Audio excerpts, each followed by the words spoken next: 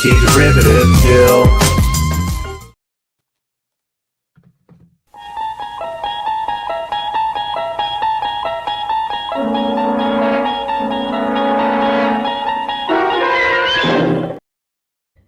You unlock this door with the key of imagination.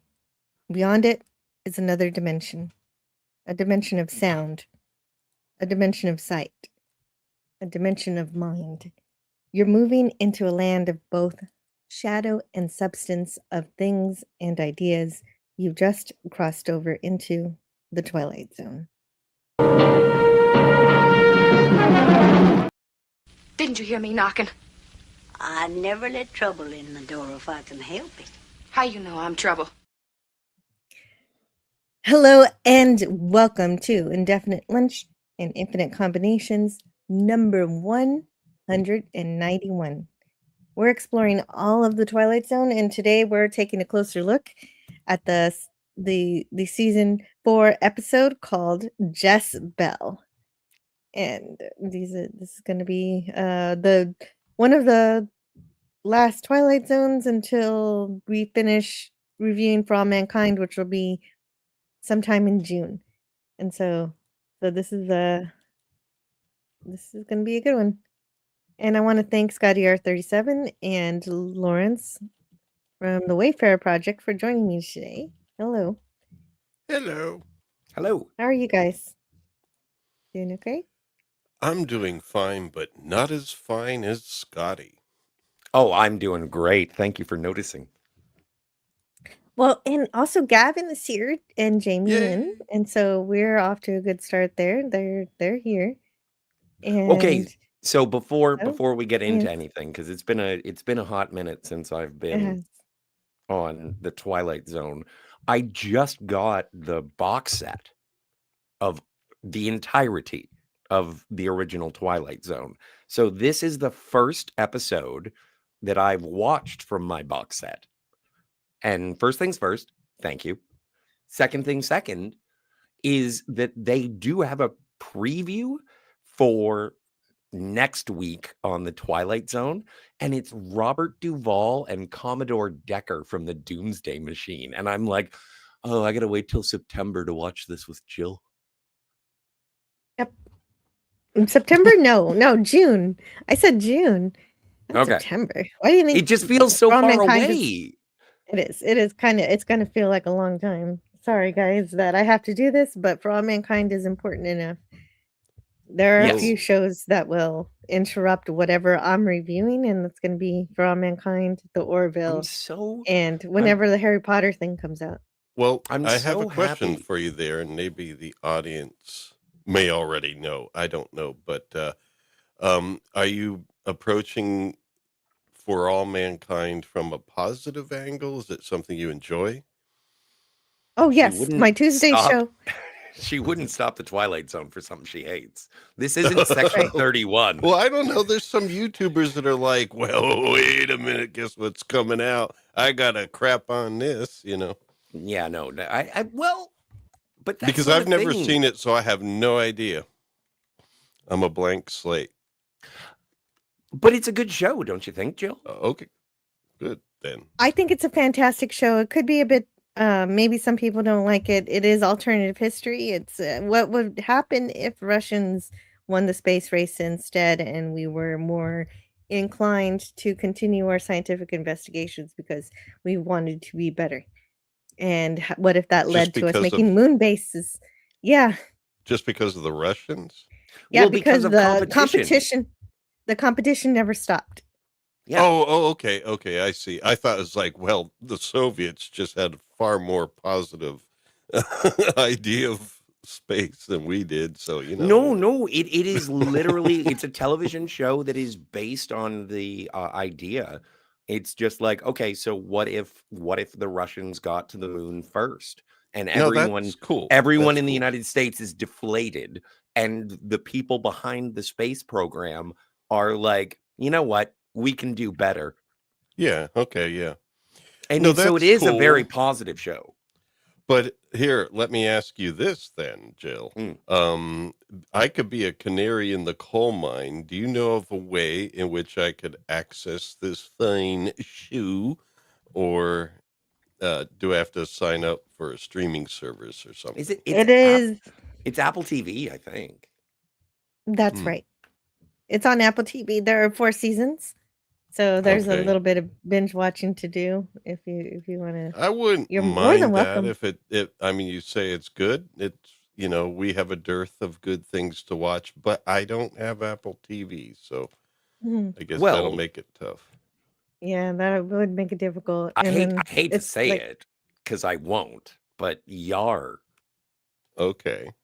oh, that's also a possibility. But yeah, the new season comes out in 4 days, and so yeah. But yeah, if you do want to show up and you watch the episode, Well, and you like, maybe some then yeah. relatives have an account, and I might be able to sneak in on that or something. But that will basically be Tuesdays until June. Until June. Until it's over. Until June. Okay. Yep. And then hang on a second. I do want to check this. So that's one of those newfangled series that have about 8 episodes per season, not 25. Right. Right. And so the end of season 5, I had Robert Meyer Burnett come on, so I might do that again this time, just for a little fun. If he agrees to talk about it, because he really likes the show, and he especially loves this season from what he saw of it. Obviously, I'm sure he only saw an episode or 2, but he's very excited. And so I know it's going to be something good, and I enjoy it. So that's what I'm going to talk about. But for now, today, we're going to talk about Jess-Belle. That first aired on February 14th, 1963. So yes, this Valentine's Day. A Valentine's Day episode. It was written by Earl Hamner Jr. That would have been my birthday before my birth. Nice. Really? You were born on Valentine's Day? Yeah. Wow. Happy birthday. Wow. Well, that was a couple months ago. Well, no, I know, but I wasn't here for that, so that's all right. Play Frosty. Well, okay, but it's not his birthday today. So what? But all right, I'll shut Big up deal. now. Let Jill do her. Happy birthday!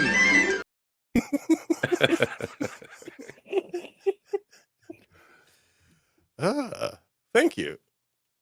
You're welcome. So it was written by Earl Hamner Jr., directed by Buzz Kulik, and so the story is it was created last minute because Herb Hirschman called him, and Earl Hamner says, "I've just had a script knocked out from under me. We can't do it." Oh wait, that's what Herb said. By a week from today, I need an hour-long script. I know you're interested in folklore and backwoods type stories, and I have a feeling that maybe you can have a script for me in a week.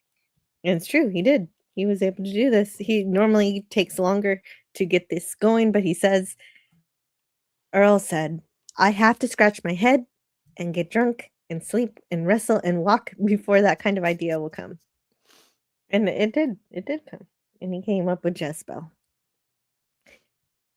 And yeah. Wow. And Buzz Kulik liked it too. That's the director. And he says, I thought it was such a well-written piece. I always liked what Hamner did if he stayed in his own backyard. He had such a good ear for these people. They all rang true. And there was also, Earl also wrote some lyrics, which make up the narration during this episode, which is kind of funny. I think it's hilarious. I think it's fun. He wrote the lyrics, and Nathan Van Cleve composed the music for it. Yeah, it was very good. I enjoyed the music in this, especially the song that came up twice. I was not expecting a Twilight Zone. Yeah, a Twilight Zone specific songs with actual lyrics was wholly unexpected. Yeah, but the song, if you watch the episode, the song does sound like High Hopes. Yum bum bana. That's it. That's what it is. Like, it's high hopes. Love and marriage Yeah. go together like It's so horse it and it is carriage. derivative, but it is catchy. So it's an earworm. Ooh, I like And earworms. I was afraid of the copyright, so I don't have any of that recorded just for that reason. So the only way we get to hear it is if either of you sing it. I just did. But oh, well, there's lyrics. I'll put it in the private chat when we get I there. can't. But let's That's gonna be Lance's or Lawrence's. Pardon me. Well, Jess-Belle. Another I know, biblical right? reference. It took me 20 minutes into the episode to realize that Jess-Belle was Jezebel. yes. I am such an idiot. No, don't worry. It was disguised in plain sight. It was. Yes, It was so obvious. Fun with puns. Funs with puns. Well, and that's something that, and I'm sure we'll get to it, is this episode is so strange that even the opening narration does not tell you what it's about. No, it doesn't. The opening narration kind of sounds like the beginning of a documentary about the Twilight Zone or something. It's really strange. It doesn't tell anything about the story. It's like, okay, I'll show up. Like Rod is just like, all right, fine. Instead, we're just, we're thrown into Give a me barn. a pack of Chesterfields and let's get this done. Yeah. There's a dance. And You should have everybody's been at the dance. Yeah. Well, I wish Rod could have been there, but he was teaching at that school. Could So you that's why. imagine? I'm sorry, but could you imagine him doing the intro while dancing with someone? Oh, but that would have been so cool. Yeah. But he's not supposed to interact with the environment. And The only No, but time that okay. happened. Maybe not dancing with anybody, but if he were standing in the middle of the dance floor and other people were dancing around him and he were just his old Rod Serling deadpan self, welcome. Yeah. Yes. Do-si-do I'd like that. on the floor. Everybody wants some more. It would have been funny to have him say at the moment where he says in the Twilight Zone, he could have been kind of like doing a turn, True. Oh yeah, having a that'd be lady cool. doing a turn. I'd Spin be on his okay with heel. that. So we first meet Elwyn Glover, played by Laura Devon. She was an actress in the 60s who decided to stop acting in the late 60s. So she was a brief actor, but she did a lot of stuff in that time. And she's captivating. She's really good. She is. I like her very much too. Mm-hmm. And let's see. Oh, yeah. I always see that bonanza anytime I'm scrolling through. I don't know the 60s very well, so I didn't really look too deep into that. But she exits the barn to meet up with her boyfriend, Billy Ben Turner. Billy Ben. Billy Ben that Turner. that cad, that dog. He is. He's a But heartbreaker. you know who he is? He is. He's James Best. Yeah. He was in. You know who James Best is? He was in 4 Twilight Zones, including this one. He's Roscoe P. Coltrane. I was watching it for like 5 minutes and I was like, oh yeah. He's not the Squire of Gothos. Who is he? I know him. Is he on Star Trek? And then I looked him up. And that's where I found myself. Roscoe P. Coltrane, just a good old boy. Oh my goodness. Yeah. And I missed so, that. yeah. I was so happy when I found out that it was Roscoe P. Coltrane. And also, this man has a lustrous head of hair. This is flat out 60s pomade, wicked cool hair. This is a hair hero. I didn't think too much about his hair, but they're I did the outside. entire time. I was just like, man, do I need like gel? And they Wow. they immediately, He got Maybe dance bald. he's born and with it. kiss. Maybe it's Maybelline kind of thing. Well, he went into town and he bought her an engagement ring. He doesn't even have to propose. She's just head over heels for him, and they're gonna announce it at the party. Well, if you think about it, he may have been the somewhat antagonist of the story. Yeah. What does he I do for anybody? He's just there. Well, He's no, the here subject of the love triangle. as we'll find out, he's the one that was, you know, fooling around with these girls, and Jess was basically his first one. And then he's like, "Oh, I want a clean girl now." It's like, dude, that's Yeah. rude. It's unclear. It's unclear if he was dating Elwyn while he was with Jess-Belle, Well, or if he finished even with the Jess-Belle and then simultaneous thing, this I is don't from know the if those time signs. period, and obviously their culture there is one that's deeply Christian. It's like you're not supposed to be sleeping around before marriage, Oh, or definitely. or Yeah. fooling Yeah. around in Even if the barn. you're right. You're right. You're absolutely right. Even if it wasn't a simultaneous affair, it was scandalous for him to be rolling around in the hay with Jess-Belle hmm without any kind of you know, wedding ring or whatever. yeah. Oh, And it's then yeah. say, No, "Oh, I I think need a clean one." he is a cad. Mm. He is the town's most eligible bachelor, and he has taken advantage of that title. Yes. Yes, he has. And so they decide to share their happy news publicly because he's decided to marry her and she agrees, seems to agree. Look at that ring. Why And didn't there's a you lot of take me to town, Billy Ben? Well, I did the next best thing. I thought about you every step of the way. oh Goo, my goo, god. goo, goo. So Ellen's dad is he's a very successful farmer and he's throwing a party for everybody and says everybody eat all the food you want. And also my daughter's getting married and everybody is celebrating that except for Jess-Belle. She's not so happy. We'll see her in a second. There she is. And Francis. Anne Francis, yes, Forbidden Planet. Yes. So, what hair color is hers? Her natural Well, color. I you know what? That's a great question. But the whole thing, and I've been on a kick lately about comparing every love triangle to Archie comics. And so obviously Jess-Belle is Veronica in this particular comparison. But what is Anne Francis? I'm just going to look up a picture of Anne Francis. Well, I'm going to ask Gemini. Hey, Grok. Yeah, why not, man? Because otherwise, maybe they'll say the only one who knows is the beautician. Oh yeah, no, that's good. I think she's blonde naturally. She's Mona Lisa blonde. Yep.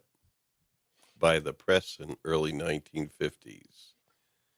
But she is so captivating. She is amazing. Anne Francis rules in this episode. And again, James Best does as well. Yeah, so they dyed her hair for this because I don't think That's probably a wig. Yeah. Oh, okay. Oh, wig makes sense too. She's obviously the ex-girlfriend who's not happy at this news. And don't you remember that last time, Billy Ben? Is that his name? Billy Ben? Yeah, in the sweet night grass by Eagle Rock Mountain. The moonlight that one time made you us sing. redacted. Remember when you were in hot pursuit? Don't you remember when you were inside of me, Billy Ben? And redacted. I'm trying to figure out what just happened. Okay. Oh, okay. I see now.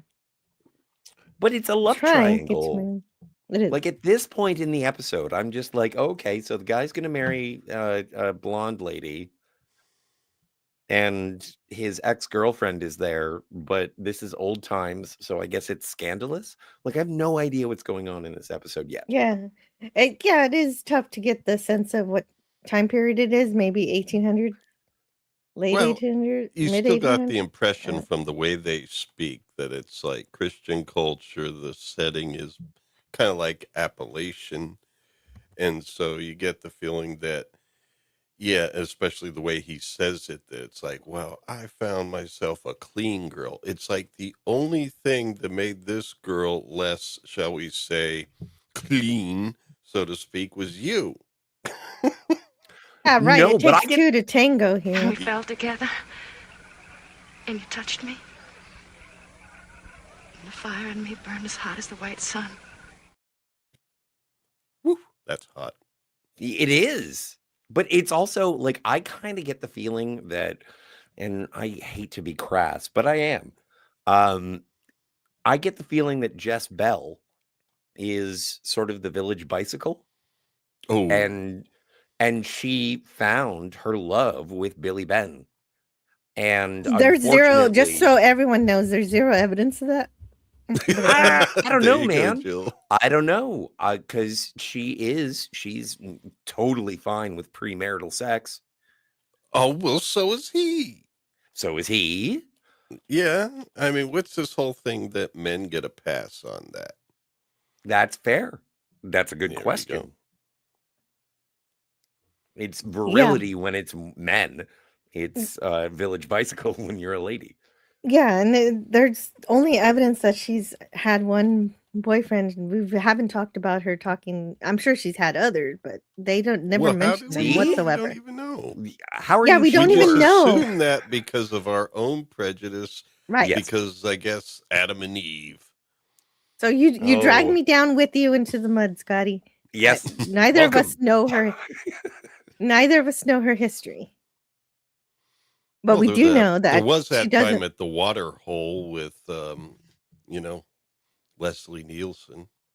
Oh, Yeah. that's true. She did go All the swimming. bourbon. That was a different lifetime. She gets Robbie the robot to make her all these dresses, but never gets him to make her a swimsuit. Tell her not to start making her wedding dress right yet. Why should I tell her a thing like that? She ain't married you yet, Billy Ben. Ooh. Yeah, that sounds like a threat, right? That Yes. doesn't sound good. She does have fury. Oh, okay. Here's our first little folksy song. There was Ellie Glover. Dark was Jess-Belle. Both they loved the same man, and both they loved him well.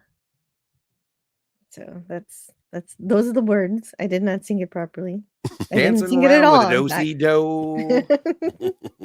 If anybody actually wants to sing it, I'm not singing it. And then we get the opening narration, which Scotty R37 is going to read for us. Grab it, bring it up here. I am prepared. There it is.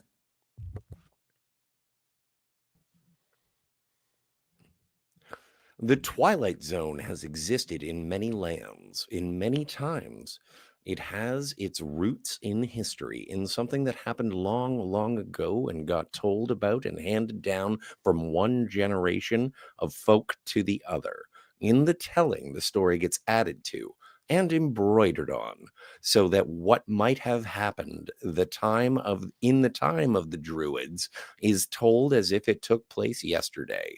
In the Blue Ridge Mountains, such stories are best told by an elderly grandfather on a cold winter's night by the fireside in the Twilight Zone.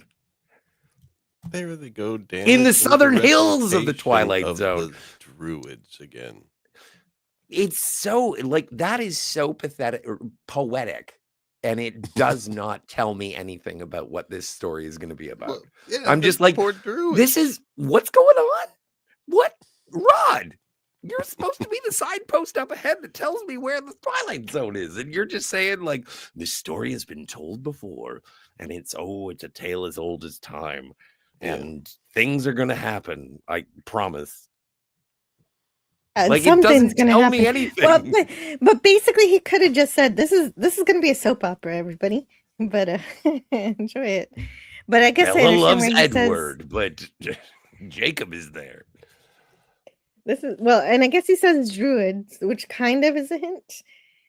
And I think anyhow, but I think it is it is a loose framework saying that this is a love triangle.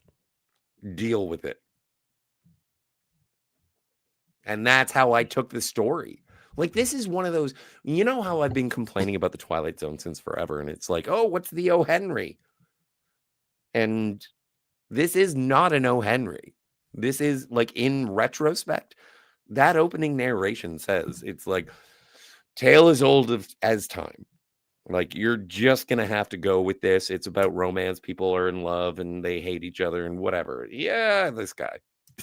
Like, that's the story. And then werewolves. Ooh. and witches. It's a witch story. Werewolves. Where leopard. Where are the werewolves? That's what this story should have been called. Well, and Where are look, the and look, I werewolves? love Granny Hart. She looks like such a genuine witch here. At the very right after we get the opening narration, she's brewing in her cauldron and she's enchanting it with a spell. And her name is Granny Hart, played by Jeanette Nolan. She's Was really, that guy's really name good. Buzzkill? Buzz Maybe. Kulik. Buzz Oh. Kulik. My mistake. It's okay. It was pretty close. So there's a knock on her door and she moves her hood. And when she moves her hood, she looks like a totally normal woman, like obviously, but she transforms from a witch to just being totally fine. And so then it's a good transformation that she does just achieved with her acting. And you can tell throughout the whole episode she's having a lot of fun with this. Yeah. This is really, really a great, fun performance that she does. And then, so I like what she does here. I'm sure she does lots of other good stuff because I don't even know I what saw a else she's list. been in, but this is I don't great. either, but it's a lot. It's a lot. I could scroll past all of it and I don't even know. It's okay, I can look at a couple things, but I won't know what it is. I'll just be repeating, titles of things. Yeah. Fine. Welcome. People like Actually, you know what? Now while we're repeating titles of things, now's a good time to hit the like. Share, subscribe, hit the bell. You know what? If you want to be a member, you can join in on panels just like these. There's a Discord. And Anti-Derivative Jill. It's for all your entertainment, and it's for all mankind in the Twilight Zone. Well, there you go. There's your station there's break. the pitch. Now swing at it. She plays Woman in the River and some Woman in the River. I played a woman in a river once. No, not played with. Oh, sorry, my Played mistake. the role. I am having too much fun today. I'm sorry, everybody. Yes. It's the End of the Road, Stanley, 1966. And all's in a day's work. All in a day's work. They like catchphrases and expressions. Yes. Oh, she was a guest star on Gunsmoke one time.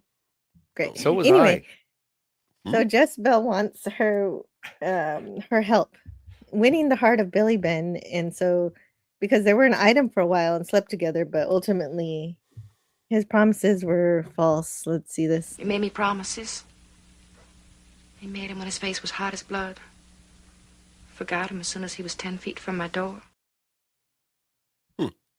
So what? Hang on. She forgot him? He forgot the promises. Like he would romance her Oh. heavily, and they would have time, and then he'd leave and he'd forget all about the promises he made.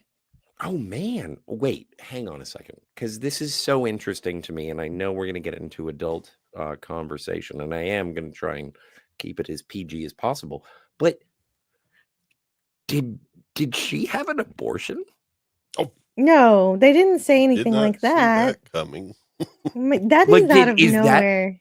well, no, but I'm just saying, like, she is There's very regretful, and so I'm curious as to what promises were She made fell while in we're love. making. That's She what it is. did, yes.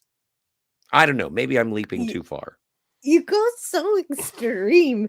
They I just don't had know why I go to extremes, said the they philosopher Billy Joel. all we know for sure is that they had some pleasure, and that he acted like this was something that he wanted to pursue, and then he just dropped her like a hot potato, basically. Okay. So I'm sorry. I went too far.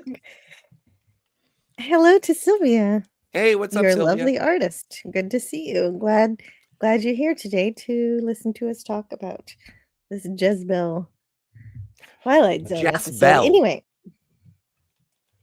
You keep that's what I saying said. Jezebel. I didn't say Jess-Belle. I said Jess-Belle. Okay, You're hearing what you want to hear. I am. So anyway, she reveals that okay, so Jess-Belle needs to give something for payment for the witch's help, but all she has is this pin that has a pearl on it that's made of real silver, which Granny Hart is afraid of the silver, so she can't pay with this. Is So this how witches work? I feel like this is how leprechauns work. I don't know if witches are upset about silver, but in this story they are. Yeah, I don't know enough. The only witch It's, I know is the Blair Witch. But, you know, it's suspension of disbelief for the universe in which this Twilight Zone episode is set in. Well, it's kind of like Faustian. It's like selling your soul to the devil. Yeah, there's always a price to be paid, and that's the real price. It's like Rumpelstiltskin. Yeah, she won't tell her that, though. She doesn't warn her. Oh, well, your soul's on the line. You'll find out tonight. Yeah. She's a monkey's paw. All she says is that the price will be high, but she does not spell it out whatsoever. So it's like, poor unfortunate soul. Oh, poor unfortunate soul. I want to be where the people are.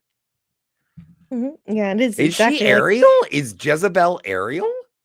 Yeah, it's like, yeah, sort of. But I mean, she's not trying to go into the ocean or something, but she is being taken advantage of by a witch who's taking advantage of her needs and desires, and not exactly explaining what the price is going to be. And so Granny decides to help her, just saying the price is going to be high and it'll be collected at midnight. And what does that even mean? Jess-Belle doesn't know. Jess just drinks the potion. Yeah, it's and like we get this. 2 prices in one.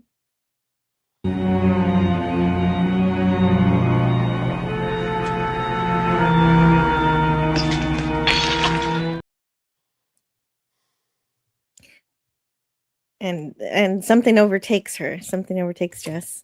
She got the crazy eye. After his eyes fall next on you, he'll never look at another woman as long as he can look at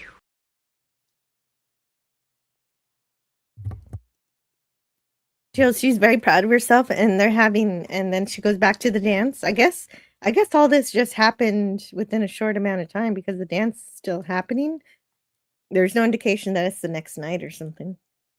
And so it's just Billy Ben is instantly enchanted by her and totally forgets all about Ellie and just goes to her, dances with her, and leads her away from the party, leaving everyone watching and completely outraged.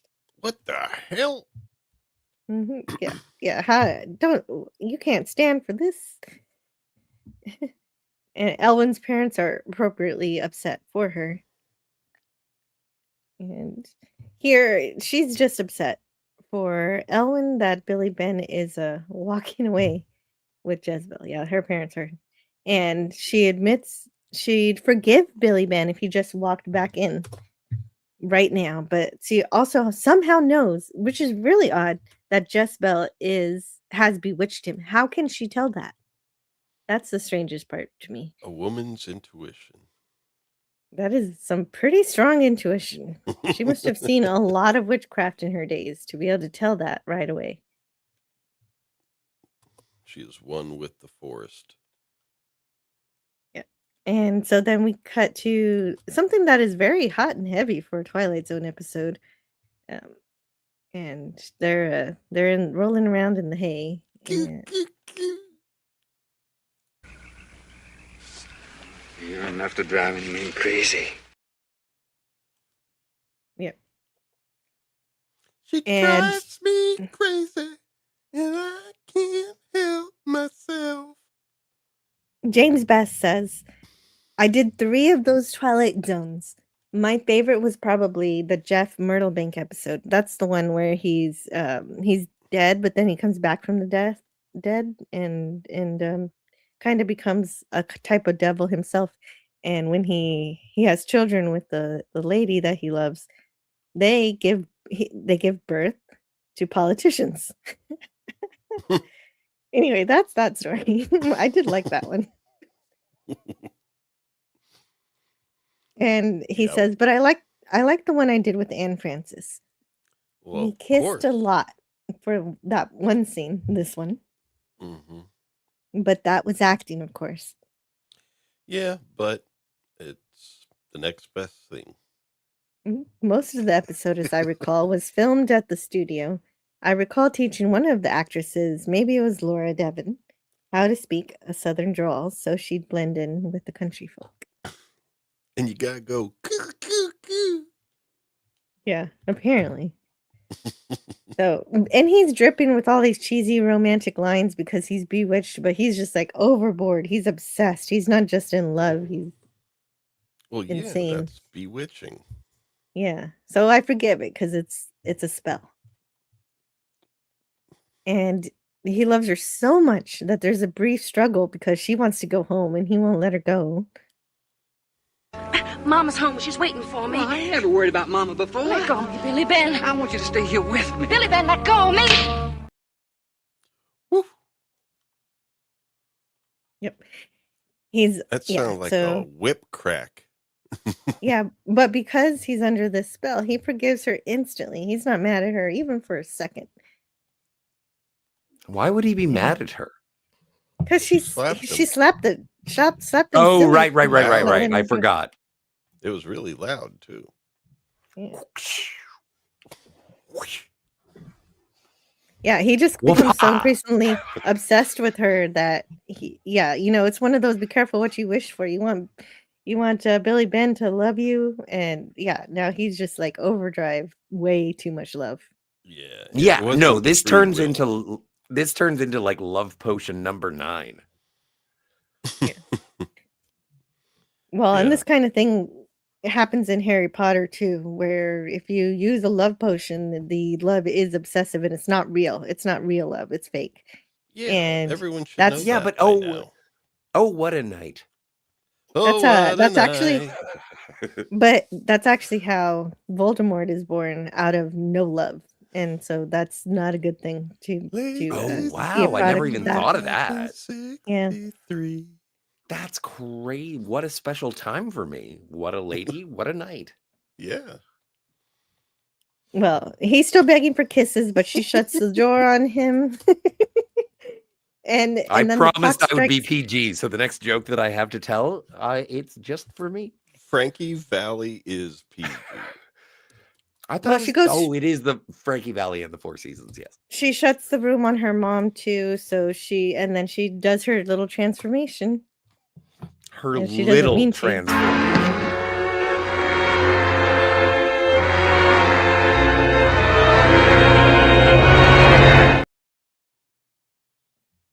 And this is where I got invested in the episode, because I was like, this is about werewolves?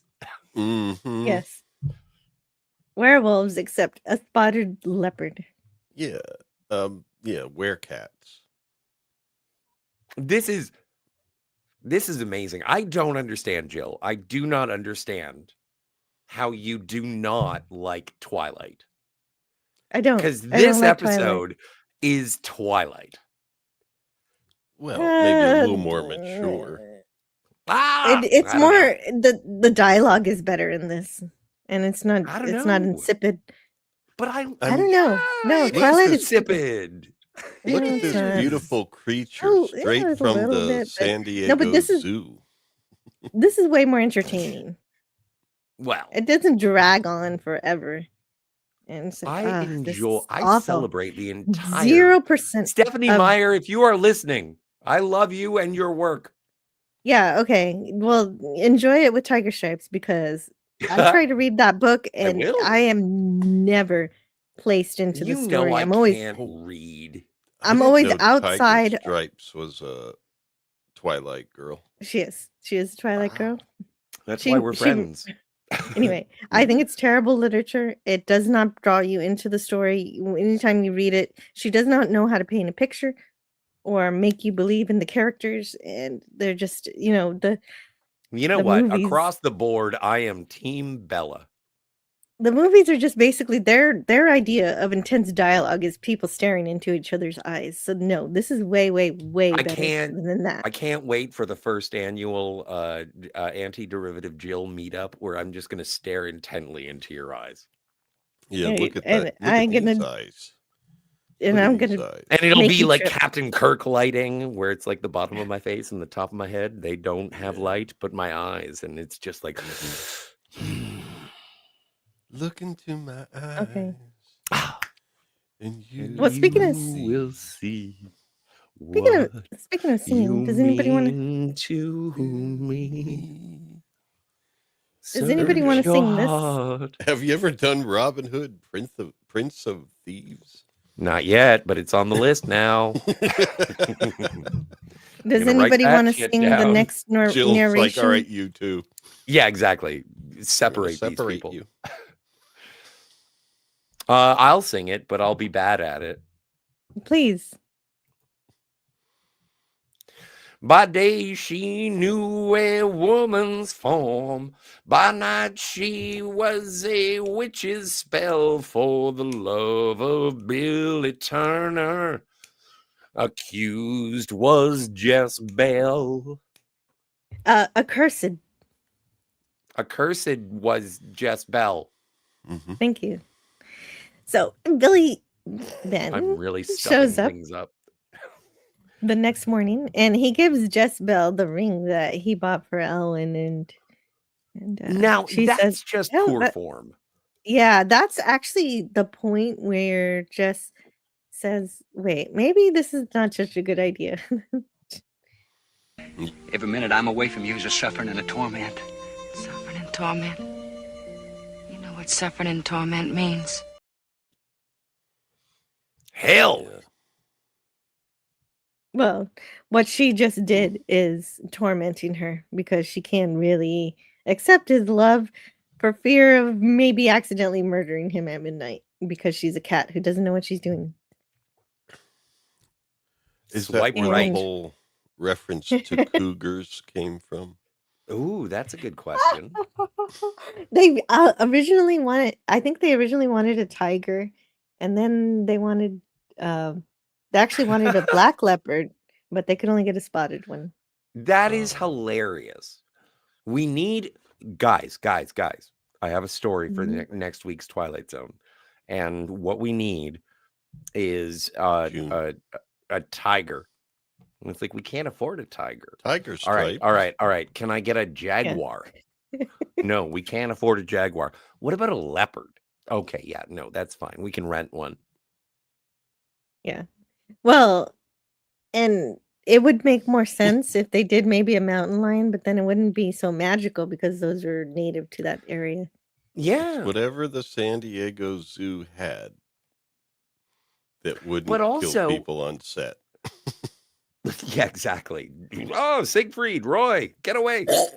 So, but the thing is that I do enjoy the fact that it is a leopard because of the old adage, a leopard cannot change their spots.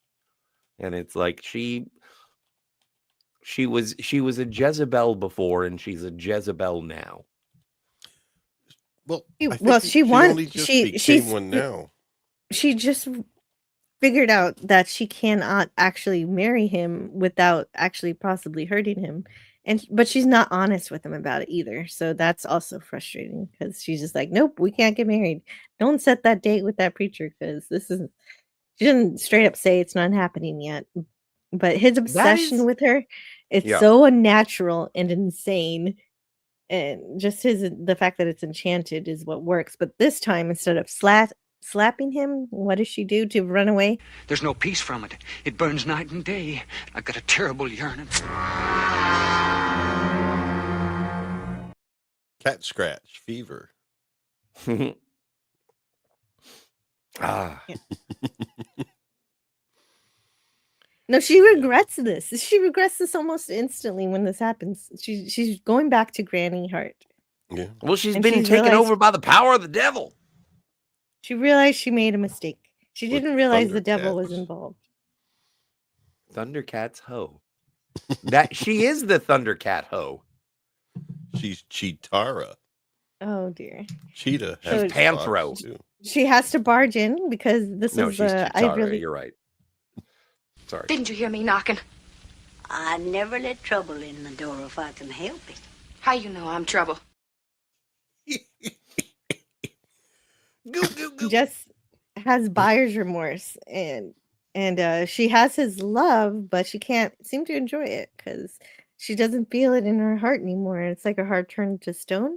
And Granny says, "Oh, that's not your heart. It's because you gave up your soul."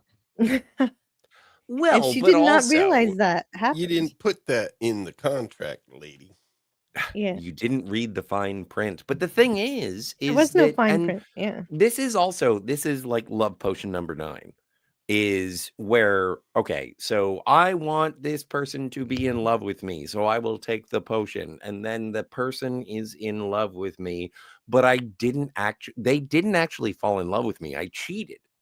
And so their love is kind of hollow.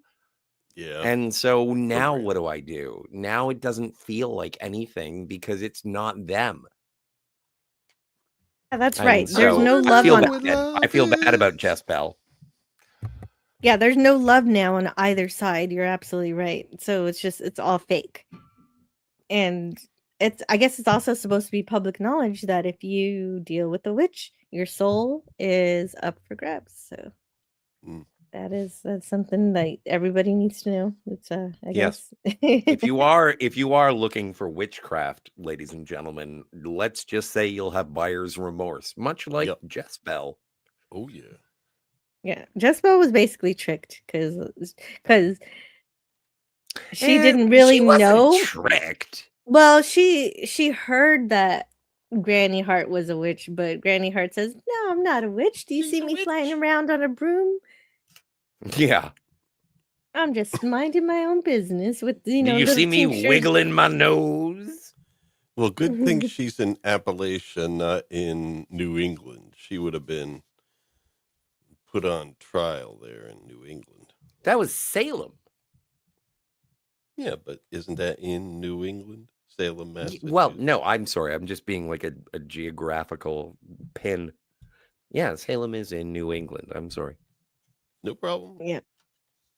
And so I don't know why I yelled. Well, so you didn't yell. You didn't yell. You're okay. You were thinking Salem, Oregon. You're okay, Scott. Yeah, that's it. I was thinking Salem, Oregon. Jess wants to be changed back to a woman, but Granny Hart says, "Let me be a woman again." Oh, you can't never change. What you are, you're going to be till you die. You're just a big hot pussy now. Yes. Because cats. Yeah, I got it. Yeah. It was actually an acceptable use of that word. Yep. Congratulations, Scott. You got away with it. This time. But she also encourages her to enjoy her purchase, rather. You bought him. Enjoy him. Take the man you bargained for.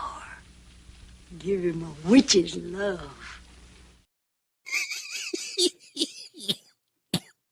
You know what? And I know she's an old lady from the Appalachians, but kind of sexy right there. That thing. Can you play it again? Well, yeah, no, I love the faces that Granny Hart She's makes. so emotive. Yeah. Take the man you bargained for. Give him a witch's love. Yeah. I'm gonna go hang out at a retirement community for like the next 3 hours and see if anybody is as crazy and hot as that. Well, the way she spoke there, it was almost like Roscoe P. Coltrane. Oh yeah. Maybe that's where Best got his lessons from. Oh, I do want to say hi to Gavin. Hey, Gavin. Oh, Gavin made it. Oh, hey, welcome back, Gavin.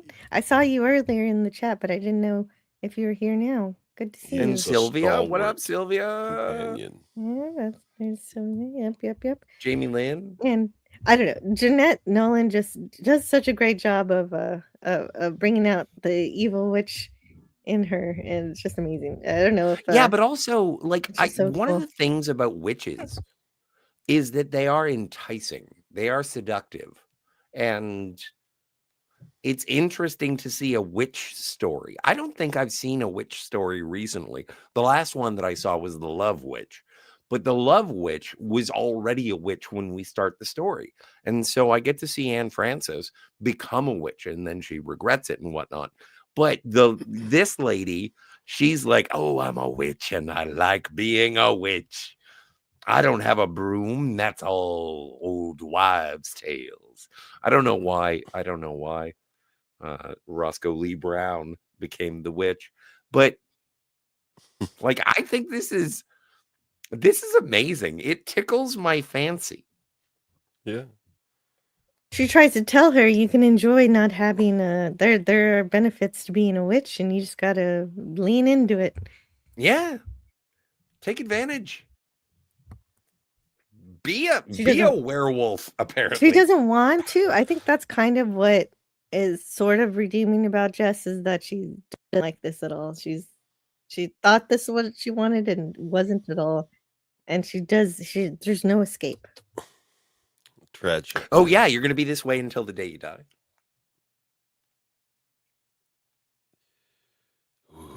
Also, I didn't know that witches could turn into anything, like any animal. Well, and I guess they're more druids, like Rod said. Mm-hmm. Okay, so they went with the Druish witches. Well, she didn't look Druish to me. So Jess returns to Billy Ben. He lights this gas lamp, and I like this prop a lot. Like, definitely. You know what? I have a time. problem. I have a problem with this episode. Why? Why in the name of Lord is he wearing overalls and then he also is wearing a belt? Yeah, to put his tool belt on. I guess I'll accept it because none of this makes sense. No, it doesn't. That's a good question. I don't know. I don't know why you'd wear a belt with the overalls. So Jill, when was the last time you wore overalls? Oh shit, I don't know. Was I like 16? But you have. Yeah, but you have. Lawrence, when was the last time you wore overalls? Have you ever owned a pair of overalls? Does a beekeeper suit count? No. I kind of like overalls. No, I want to know when you went out in like public wearing overalls, not to business, just wearing overalls. Because I've done it myself. I'm not out of the creek. In high school. Yeah, it is. It's a high school thing. It's like the 90s, the 80s. It's like when I wanted to be Punky Brewster or something. Yeah, overalls are stupid, by the way. Oh, well, they're like cute. Pants for dummies. Gosh, counts. Oh, gosh, heavens. Let's move on before I get all. They're just ridiculous. They're for teenagers or younger. And typically, have your children ever worn overalls? Yeah, basically when they were babies. You know what? Um, You're supposed to protect your children from overalls. You're although I did make my husband wear overalls a few years Oh, ago when I made he was Luigi and I dressed up like Daisy and oh, we thank dressed up our heavens. son. I was afraid for a moment. Well, for Halloween. This is for Halloween. Yeah, no, I didn't think this was the prom. But I was afraid that your husband dressed up like Luigi and you dressed up like Mario. And then at well, the end of the night, things got spicy. I thought you were going to talk about him dressing up as Uncle Jesse and you were Daisy Duke.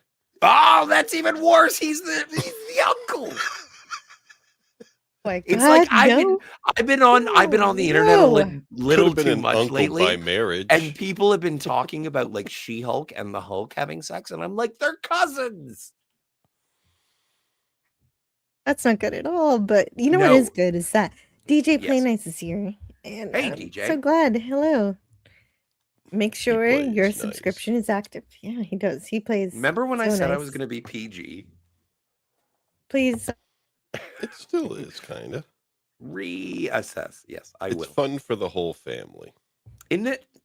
We were just talking about cousins. Oh, You can't keep it in the pants. I like keep it this. in the family. Well, see, that's the intelligent Your public dialogue. service announcement is don't wear overalls. That's all.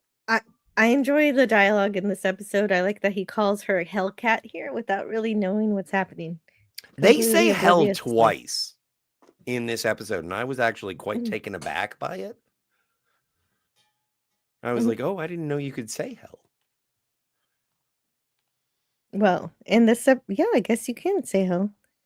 And H-E so double hockey he sticks. decides to give her all the space to figure out the wedding date. Although she says, "No, we're not doing that. This, getting married is just not going to happen." No way between you and me. I'd as soon hear my death bell as what you're saying. I'd as soon hear my own death bell as say it. Yeah, Okay. and that's the thing, is that I really appreciate her character because she is getting everything that she wants. It is kind of like a monkey's paw. But she's like, I can't marry you because I will kill you. Right, and she still won't tell him though. Well, how do you break that news? Yeah, it might be a hard one to take. It's just, it's I'm a like werewolf pulling a witch. Band-Aid off. Yeah. Hey, Jill, I've got news. Oh, you do? What's your news? I'm a werewolf witch. You're a werewolf witch. Well, I guess it's a good thing we're so far away from each other, but you might want to tell your family. Werewolf witches don't need passports. Oh, I guess that's true. You just hop on your broom. We run fast. Yeah. Anyway. Ridiculous. Anyway, he won't let her return the ring. She said, "Oh, I'll release you from your promise," but he says no. Oh no, she I tells don't want the him ring you bought for that other girl. Yeah, exactly. Buy me my own ring. No. Okay, Yeah. so she tells him the bad omen she saw of a bird whose guts got ripped out, and then she went off to the bushes to die, and its mate is calling for her, and it won't come because it's died. And so she thinks that now she's gonna die because of that. Nobody makes me come like you, Billy Bond. No. Goo, goo, goo. Okay. No, nobody says that in the episode. This is not a quote. This is not a quote. Mark Zicree does not approve. No, he actually really likes this episode. I do too. That's why I'm so excited. Yeah. Okay, so then she runs off again, but she doesn't really make it home. She's too late. So she turns into a leopard, and he somehow doesn't spot her, even though she's basically No pun in plain intended. sight. Yeah, actually it was. No, I thought that was really good in terms of the leopard sitting on top of like the overhang of the porch. And he looks at, and they do the framing of the shot. And I'm like, oh man, he's got to be able to see the jungle cat but he does it in such a way so good. Like the what do they call it? The blocking of the scene is so good. And I do appreciate, because I get the character of Jess-Belle from the leopard, and he's out there and he's like, oh, where's Jess? And then he goop, goop, goop.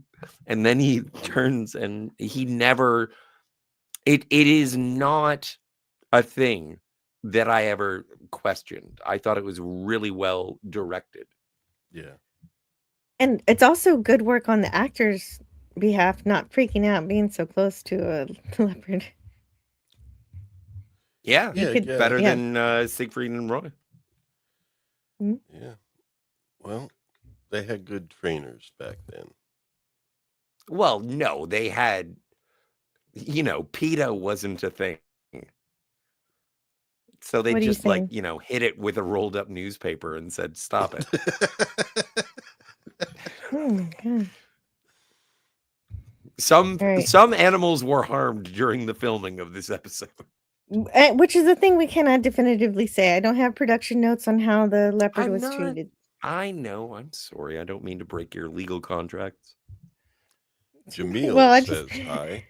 You can say your theories, but they're just theories. You don't know for sure. They are.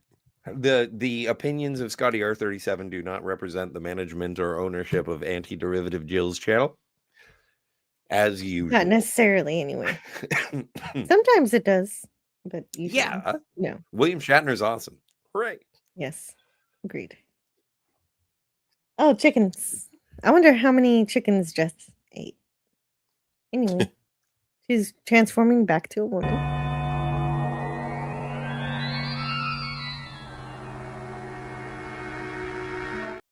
To the bass clarinet. Like, by the way, one of the hottest things I've seen in a long time is a leopard turning into a lady. I'm not a furry, but this is, nudging me towards it. But she's actually a leopard that turns into a woman. It's not like there's no costumes involved. Yeah, but it's Anne Francis, for the love of Pete. Exactly. She's smoking hot. Anyway, That's meanwhile, it has nothing to do with being a furry. Back at the overalls. So I've learned how to turn on and turn off a gas lamp because of this episode. So to turn it off, of course, you just put your hand over it. That makes sense. To extinguish it, just like you would a candle. And turn off the gas. Yeah. You got to turn the little knob, I'm sure. Stop it. And there's a hug. And she's gonna agree. She's agreeing to marry him now. So she's taking the witch's advice to give him the witch's love. And so what made her he's very happy to do that? Because the witch's voice just keeps sounding in her head. So you just relent. Says, Take the man you bargained for. Yeah, basically. Well, and this is also I don't know the stages of grief, but this is a situation where she's like, well, I guess this is what I asked for. So her buyer's remorse is gone. And she's like, well, I guess I got to do the thing that I said I wanted to do.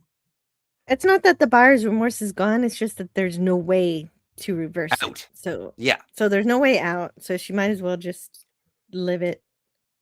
Let's do it. And good luck. Have fun. Don't die. Hopefully. And so Ellie is just and then he shoots her. Anyway. Yeah, and then he shoots her. That's Jess decides to harass poor Ellie, who's just trying to pick some flowers, and they both insult each other with their botany knowledge. Oh my stars! This fern up on the mountain. I noticed a lot of vixen wort around here myself. Yeah. Okay, so this is where I'm not going to be PG at all. This is the moment where Jess-Belle shows up, and what's the blonde lady's name? Like, is it Evelyn? Either Elwyn or Ellie. Ellie. Let's go with Ellie. Yeah, Ellie.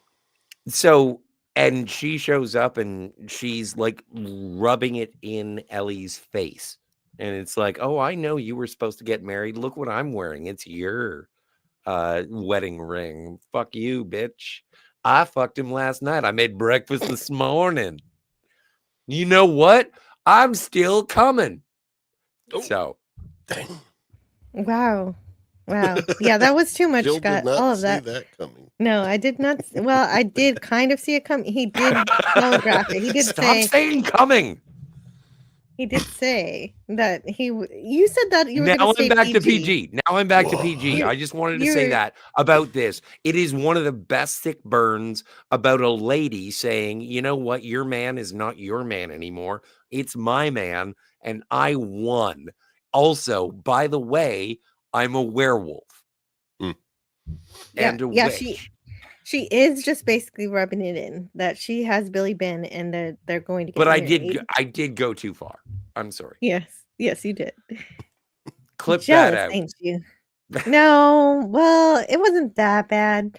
I don't have to clip it out. It's just, hey, Kevin. Everybody knows this channel is not for children. So. Except for me. I'm the child. It's an adult matinee. Yes. Yeah. Okay, so I just feel like Elwyn is heartsick to see wrong done to a good man, but you know how you could not have to apologize and not do the thing. Fuckity fuck. Elwyn is able to turn this conversation around by telling Jess-Belle that all the men are going to go hunt and put down the wildcat that's been lurking around. It even seems like she suspects that the cat is Jess. Yeah, I reckon that cat better stay home tonight if it's smart. Yeah, it's going to be a good old boy posse. Never doing no harm. Kevin's here. Hello, Kevin.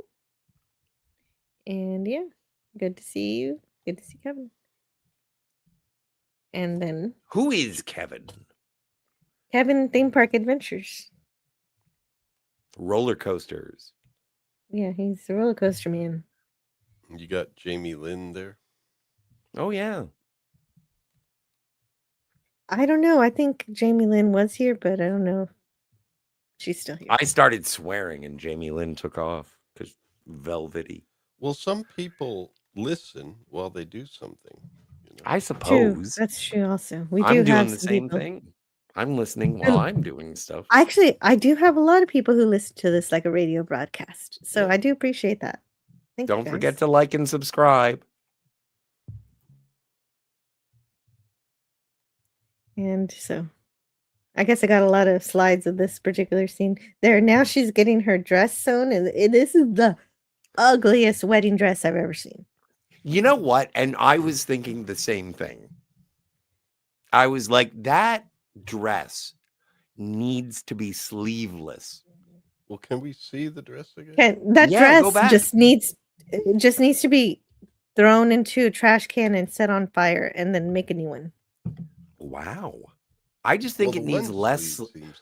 Take the sleeves off, heighten the hem, and I think it's okay. But it still does look like a burlap sack. Yes. Well, I guess they were thinking Appalachia, but the thing is, the other dresses they're wearing look better than that. Well, it's better than overalls, I'll tell you. Exactly. If every dress in this episode were ugly, this wouldn't bother me. But every other dress is really cute, and then you have this as the wedding dress. Yeah. And even the wedding dress we see later is way better than this. Like wear a poncho. Do better. Yeah. Do better, Jess-Belle's mom. She's hemming her wedding dress, and I guess so. Well, she had some curtains she had to put to good use. Okay, I guess that would make sense. And so Jess says that Ellie looks sick, and Maddie says, "Oh, I should make her some of that tonic." And I won't have any tonic from Granny Hart.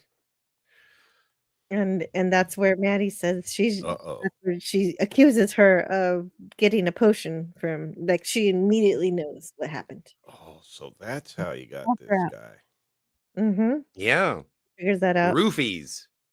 Well, because the whole village knew that the guy was interested in Elwyn, and then all of a sudden changed just like that. Right. And so she tries to get her to pray with her, but Jess-Belle says, "It's too late, Mama." You know Sister. what? And Yeah. that was the moment where I really felt bad for Jess, is when she was like, "Oh no, I have nobody to help me." And her mom is like, "God can help you." And she was like, "No, it's too late for that." Yeah, And I because her was like, soul is "Oh, poor gone. Jess. Jess doesn't even think that God can help her." Like that is adrift in an ocean of loneliness.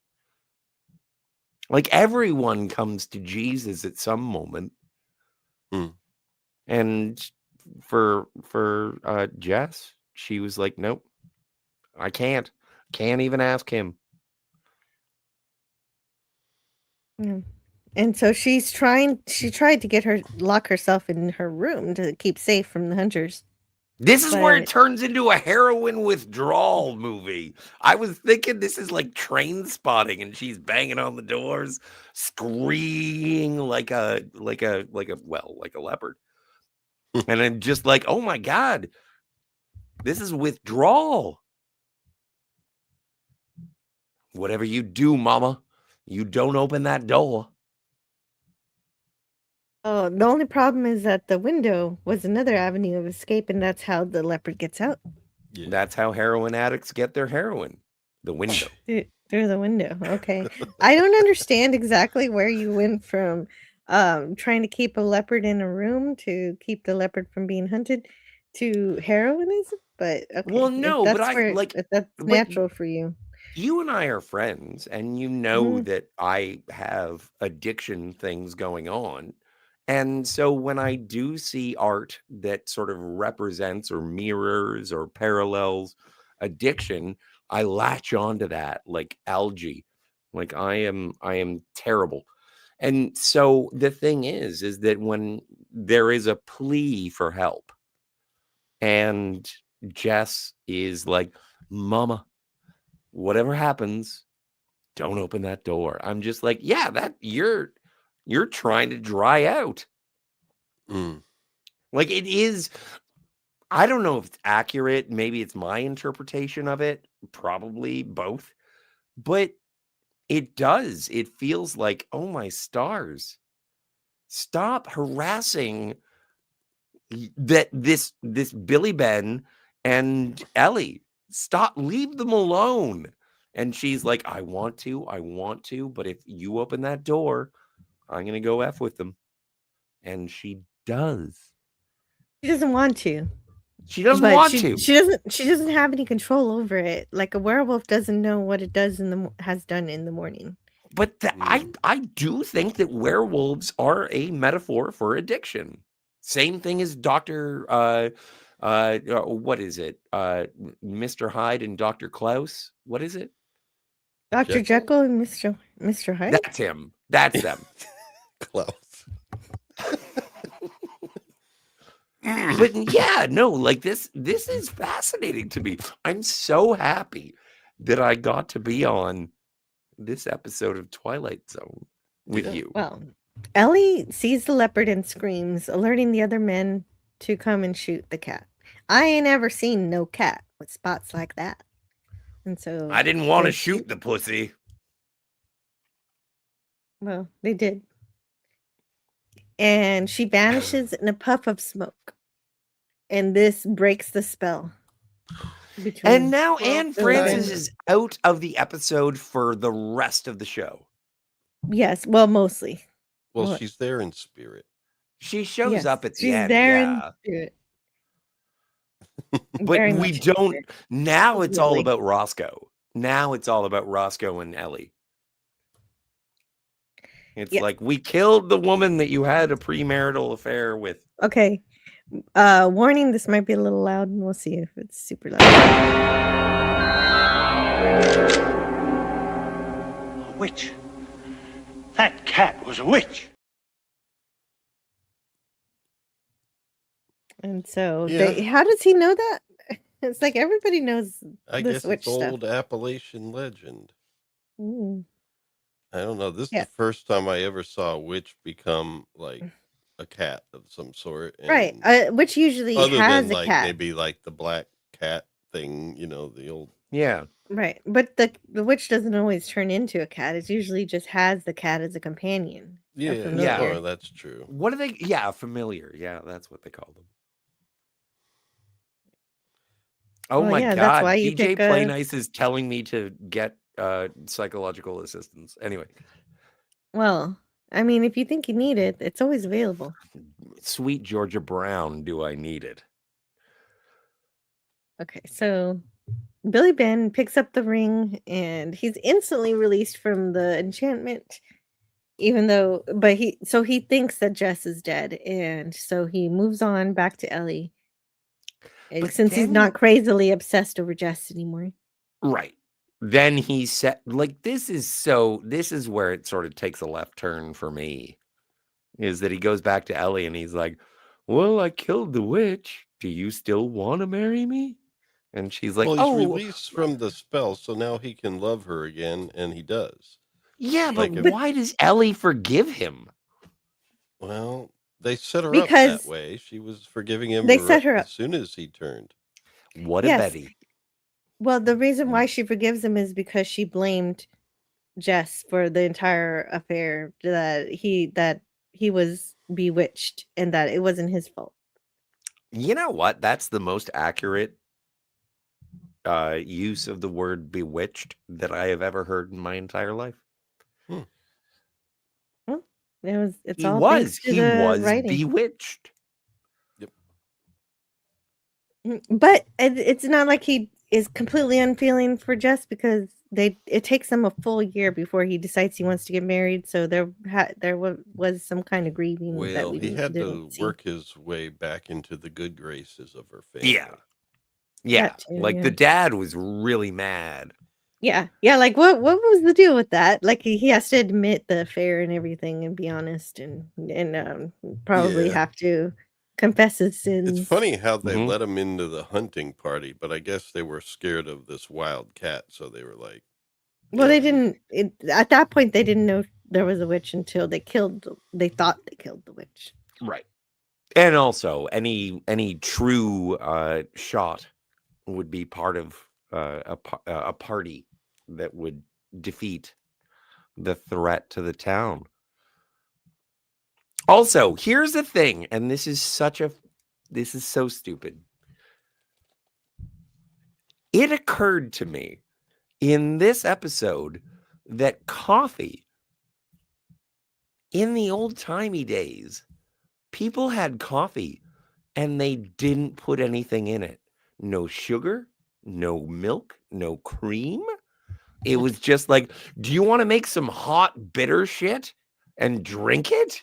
And it's like, yeah, that sounds like a good plan. Let's do that. A lot of people like their coffee black. There is nothing. I do not. I do not like does. black coffee. Exactly. I know I'm not as good as Janeway. I'm not starting. Except for in the first episode, I very distinctly see milk in her coffee in the first episode, but she does turn into somebody who just takes it black. well, that's what happens when you get flung into the Delta Quadrant. But who decides that you want to, like, okay, so the first person who made coffee, they were like, we got beans. What are we going to do with them? Well, we'll boil them in water. What does the water do? It turns black. Oh, that's an appetizing color. Can I drink it? Well, if you filter it, yes, because you don't want any of the chunks or the They beans. didn't have coffee filters in the year 2. Yeah, well, same thing with tea. They had to. Then it's just you're just But drinking tea is clear. Tea you can pull see it through. through. Coffee is opaque. So Maddie comes Anyway, over. I don't understand coffee, but I love it. I love it too. Coffee is a miracle. I'm drinking it right now. What did you put in it? Just milk and sugar. Yeah, exactly. But you know what? Roscoe didn't have those things. He doesn't even have an icebox. Maybe he had honey in it. Right. Well, he has to have an Twilight icebox Zone. somewhere. It's probably No, outside. he or doesn't. something. No, he doesn't. He's using a How do you wash know? basin. Okay, maybe I'm very angry he at does. old-timey people for being old-timey. Right. They just use instead of a sink, they just have a bowl, and they have Fucking to go overall fetch water. boy. Sorry about the swear. Yeah, who's fetching the water anyway? I don't know. Anyway, Jess-Belle's Do you have mom a comes well? over and to wish happiness to Billy Ben for his wedding with Ellie, and she's just here to give him the pearl and silver hairpin that Jess used to own. And she actually isn't.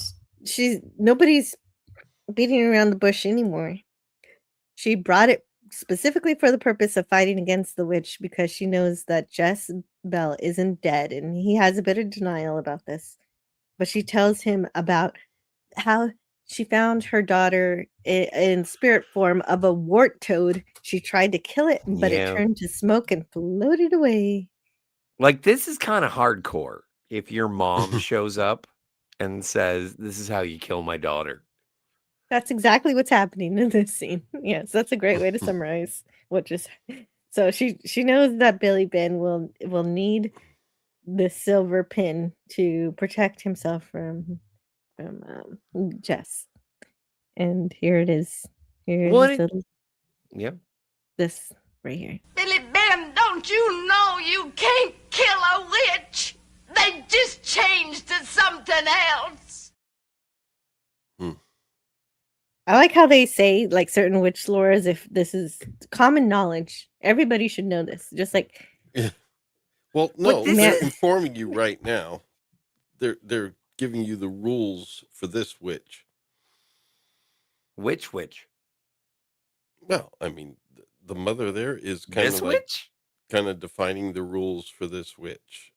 But I don't Jess. like the thing is that I know the rules for werewolves, Draculas. I know the rules for Frankenstein's, but I don't think that anybody really knows a firm set of rules for witches. And so I didn't know that silver hurts witches. I didn't know Well, until today. to find out Me if they either. are a witch, you need to see if Although they weigh the she's- same as a duck. Although Scott, she's not just a witch. She's also a werewolf. What is it floating? Small rocks. She turned me into a newt. But because this witch turns into a leopard or other animals, then the rules for werewolves should also apply to her, including the silver. No, I don't think so. I think werewolves are very specific. It's the Twilight Zone. Its own. It is set the of Twilight rules. Zone. Yeah, no. Like, let's not forget that Jess subscribed to witchhood. She was like, I want something. And so a witch, an elder witch, gave her the magic to achieve her goals, and the subscription price was you're a werewolf And a witch. Both. well totes, you're a witch, but also side effects may include werewolfinism.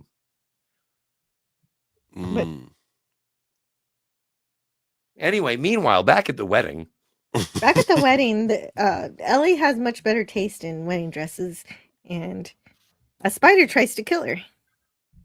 It's not a spider. It's To and to cherish until death us do part. According to God's holy ordinance. It's just Hey, Tony's here. Tony's here. Tony's here? Tony Stark of Iron Tony? So Wow. yeah. So he's holding the hairpin and then it blows up. What happened? I didn't What? get No, this. no. No, it was He a didn't. spider. That was the spider. Okay. He sat and down it blew beside up. her. And it blew And up in his eating hand. curds and whey. Sure. Yeah. That Yeah, effect Tony Stark. was a bit of a challenge. Yeah, I didn't get it. I didn't get it at all. And then, you know what the best part? Spoilers. is that there's no closing monologue. There is no Rod Serling explaining what we just saw. Rod Serling, he was like, I'm out of here. And this is the only episode where that happens. Where he's just like, what? Okay, you know what? I think it. all these silly little songs that you added in the script do a great job of narrating. You don't need me. I'm busy teaching. Hey, little hilltop. Hey, little D. Everyone, count to 3. Okay, so yeah, but also we got to make sure to say hello to the minister in this scene. Yes. See if we can see him. Let's hope. There he is. And he is John Lormer, and we've seen him in 4 other Twilight Zone episodes, including this one, Execution, Dust, and Last Rites of Jeff Myrtlebink, in which he stars along with James Best again. So James Best is also in The Last Rites of Jeff Myrtlebink. He's the guy who comes back to life. Yeah.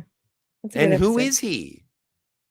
Oh, he's also in Star Trek. He's Tamar in Return of the Archons. He's also in The Cage. And he's also Who is he in The Cage? I forget. He's Vena's dad. Is that Vena's dad? Okay. He's Vena's dad. There you go. And also he's the old man in For the World is Hollow and I Have Touched the Sky. You know, my 2nd or 3rd favorite Star Trek episode of all time. Absolutely. I know why. Yeah, because Lysira is fucking smoke show. Sorry about the swear. I have that. Oh no, this froze everything. Oh, no. I have to go in and out. Oh, you're branding again? Whatever. Oh, we'll find we out. lost Jill. Yeah, she'll be back. She always comes back. Oh, wow. So anyway. Yeah, we're good. Any witches? Yeah. 7. That the pleasure is in the learning of each other? Yes. Oh, my stars. I can't believe you went through so much effort to show me Lysira. There shouldn't have been any effort. Well, the pleasure is in the learning. StreamYard caused the problem. You know what I'm going to do right after this show is over? I don't want to know. No, you know what? Yeah. Yeah, we do not need, nobody needs to know. I'm going to watch For the World is Hollow. Oh, okay. Okay, that's not so bad. So yes, Billy Ben destroys the spider, but it just what did you vanishes. think I was gonna say? But he doesn't bother his new bride about it. So he doesn't even say, hey, you know what? There was just a killer spider that I just poofed away. And so they finish their ceremony and they're married. And we leave our one Star Trek actor for this episode. Yes. Although, you know, gold star Star Trek actor. That's what I'm looking for when I watch the Twilight Zone. It's like, where's the Star Trek actor? Anne Francis would have looked nice in one of those old original series uniforms. Anne Francis looks nice in overalls. Yeah, Anne Francis would. Yeah, I wish she were on the original series. She would look great in the dress. So he carried her over the threshold, and as soon as she's carried over, something begins to pull on her. So I guess that Jess-Belle can also turn into the air. I don't know. And witches, as much as an animal. So that's because she can turn into an animal fine. But now the air. And so and then she turns into a little white mouse. That's racist. Damn it.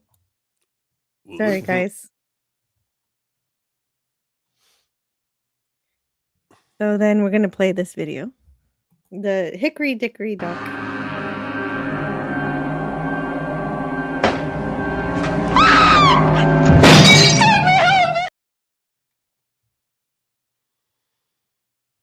Yeah. So narrowly missing hitting Ellie. And so that happened. And Ellie says, something doesn't want me here. And Billy Ben says, I know what it is that's trying to chase you out. And so he leaves her with the Bible because apparently the Bible will protect her somehow. Yeah. Yeah. And he warns her not to leave if the devil appears. And he's going to make a visit to Granny Hart. That's his choice. And she's fixing herself in front of a broken mirror. She's curling her hair. She says she's doing it for Billy Ben because I don't know. She's really hitting on him hardcore. She's got dedication. Mm-hmm. And she's coming on to him, even though she knows he just married Ellie. And he needs her to help stop Jess from trying to kill Ellie. And she says the only way to do that is to kill Jess. But he doesn't know how to do that because every time he tries, she just turns into a puff of smoke and she doesn't actually die or become human anymore. Like, I don't know what's the deal with that. If she's not still alive, why is she only turning into animals? Like, she can't be human anymore? That's the only thing that's confusing to me. Yeah, I guess she can't take any, she can't take her corporal form anymore. I guess so, but I guess the animals are not corporeal. Yeah, and they kind of seem to burst into existence or something, right? True. Well, they I don't guess see so. we don't see how they come into existence. They're But if just they there, and then they poof into smoke. Right. But if they can hurt you, then they can interact with the world. And anyway, he says, I never wanted no witch's love. And Granny Hart says, humans don't know nothing about loving. Well, and so he wants help figuring out how to kill Jess. Because if that's what he has to do to get rid of her. And she says she'll tell him, but he has to pay for it. And she tries to get him to give her a lock of his hair. A lock of your hair. You'll not trick me like that. And so he's able to avoid the witchcraft because he has money. So the key to not losing your soul is having enough money. Apparently, to make a deal with the witch, the only way to do it without losing yourself or being a victim of her magic is using normal currency. So, capitalism saves you from evil. $1.25. Is that another message of this episode? I don't know. No. Maybe not intentional. Well, I don't know. I don't want to go into this rabbit hole, but the thing is that she's kind of a madam. She did make a witch, yeah. Good for Billy Ben for being like, I'm not giving you my soul. And she's like, do you have any nickels? And he's like, I have 7 nickels. Okay, then I'll do it for nickels. So, just like a witch. Well, I wonder if Jess-Belle would have had that option too. She should have asked. She didn't have any money. She didn't have any money.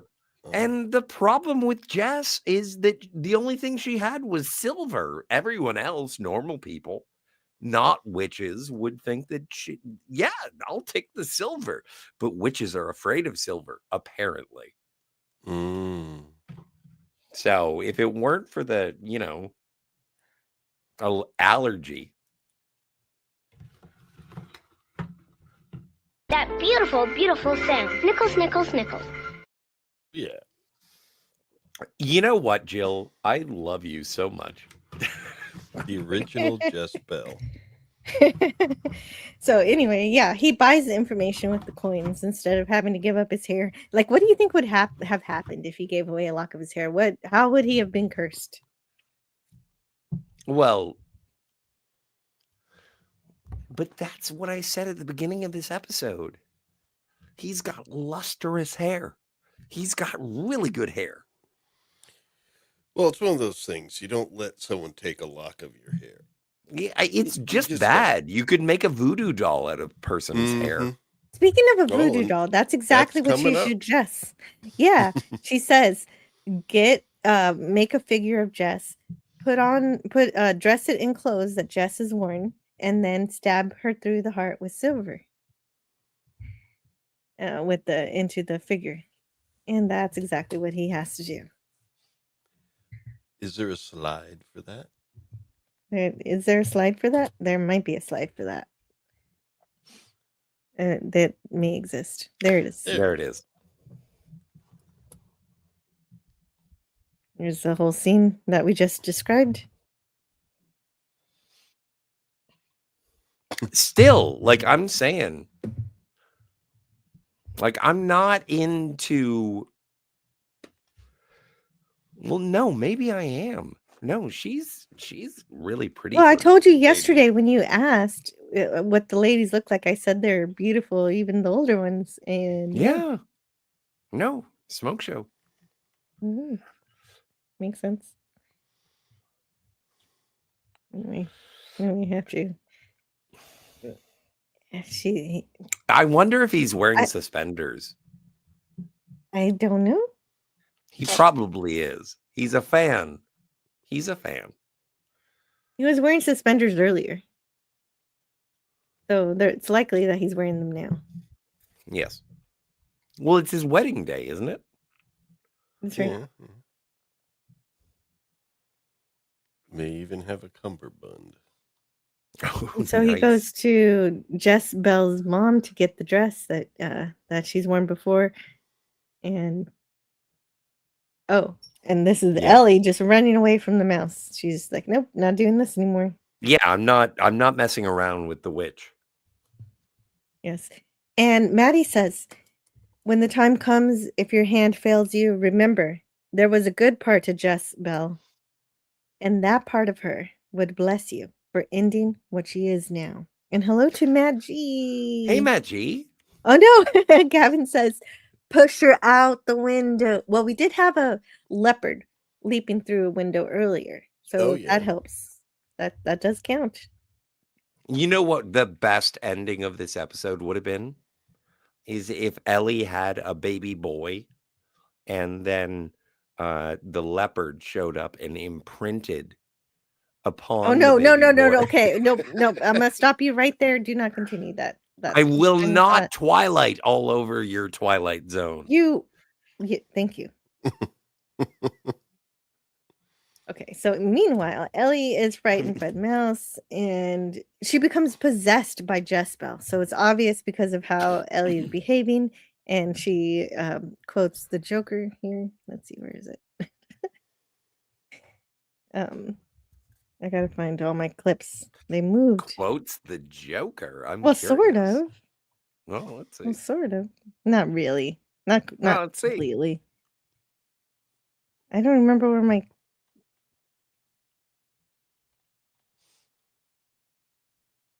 Which Joker? Here they are. Burgess Meredith or Jack Nicholson? Caesar Romero. Jack Nicholson.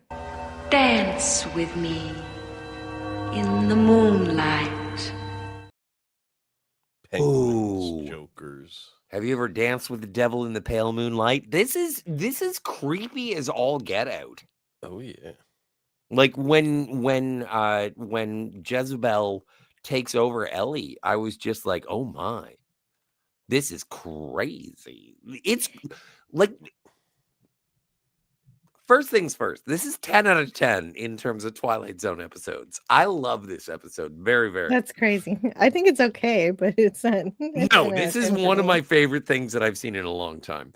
And I think it's hilarious. Yeah. I think it's scary. I think it's charismatic. I think that there is charm and it's got a kicking soundtrack. But when Jezebel takes over Ellie, I'm just like, shit just got real. It's demonic possession. Yeah. Basically. And she's like, okay, if I can't have form, this I'll is use better form, than that and you can stupid have me. glasses episode. Hey. I'm sorry. I always do that. You do always do that. You do. That's unnecessary. I know. People tell me that all the time. Mm. It is a good one. I like this. That's right, Mr. Peabody. Quiet, you.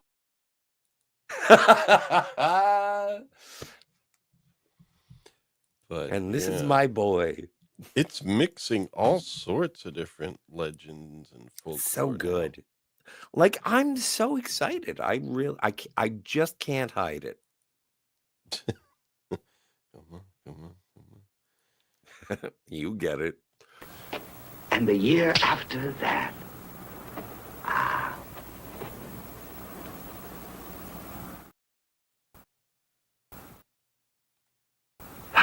This time enough at last.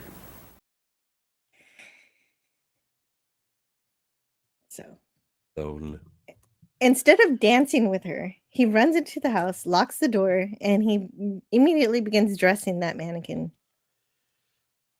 And stabs it in the heart for with a silver murder pin. purposes. Yeah, for murder purposes. Finally killing Jess-Belle for real. But he doesn't really have any emotional, I guess he just grieved a lot over the course of the year already, and so he's not really doesn't have really any emotional, there's no emotional impact when Jess appears visually momentarily and then disappears again. Well, but also, like, the thing is that Ellie is possessed by Jess. And so when she's pounding at the door, he's like, it is a moment where he has to save Ellie. Yes, he's saving Ellie from Jess, but he doesn't really have, I understand that. He doesn't know if it's gonna work.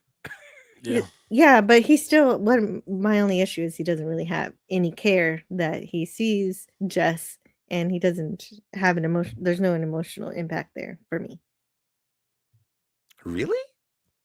Yeah, he doesn't seem to feel anything. Or like he's frightened by it. That's it.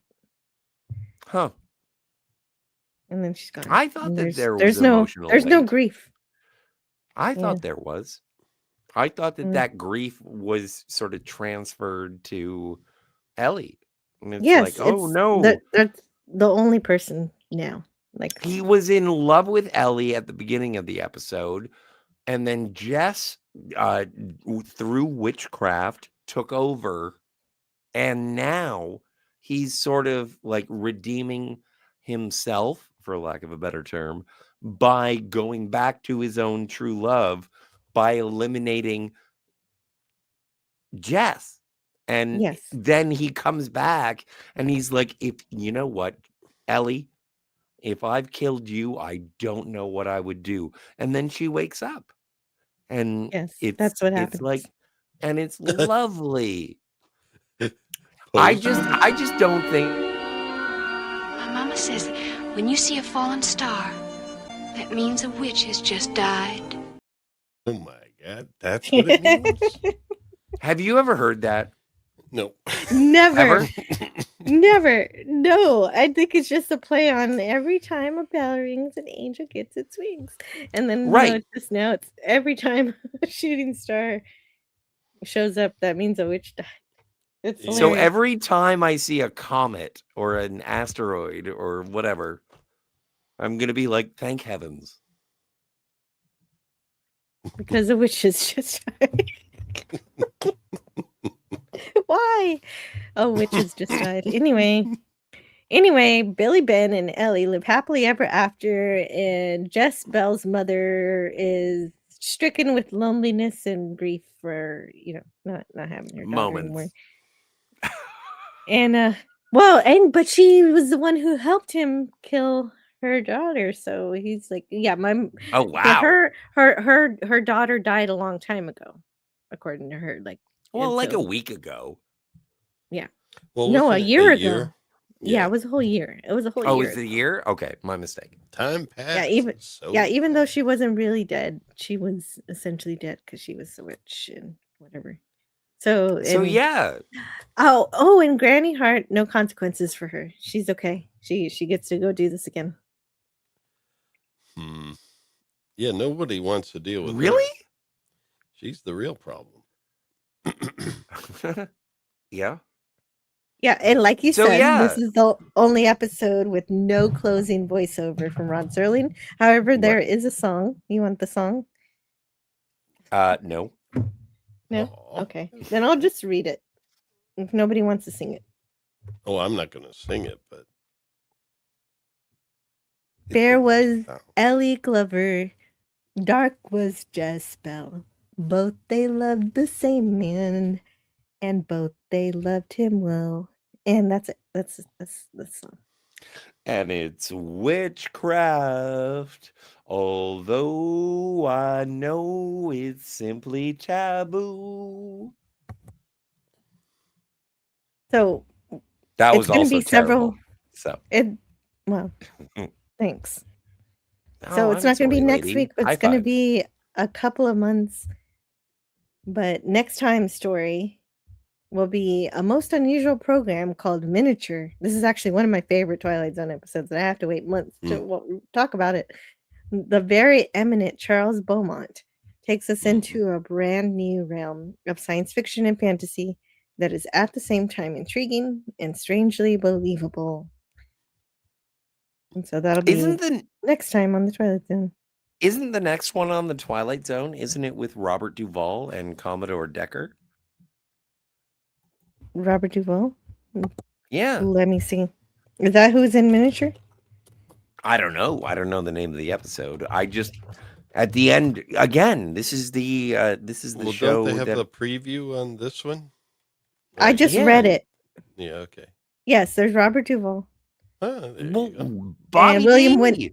And William Wyndham. So yes, Commodore there is a Decker. Commodore Decker. Correct. So yes. Can't wait until October. It's supposedly going to be June, folks. I know. I'm just Zone keeping comes it. back. I'm pushing it back farther and farther for comedic sakes. And hello to Lemon Pie.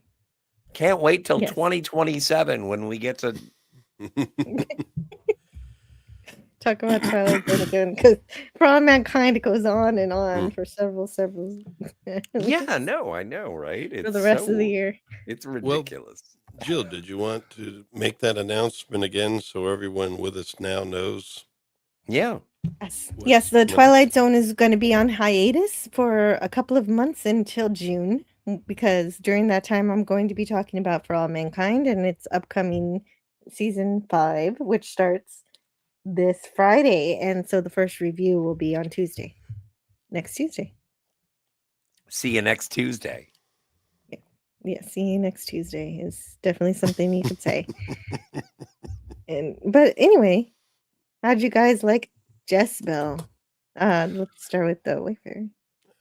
12 out of 10.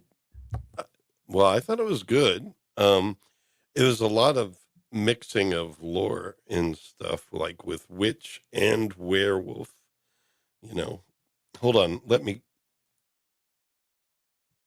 I had a cough there. Hold on. Oh, okay. All right. So anyway, yeah, it's a mixing of lore, but that's still cool. It's still interesting. It does give you the rules as it goes on.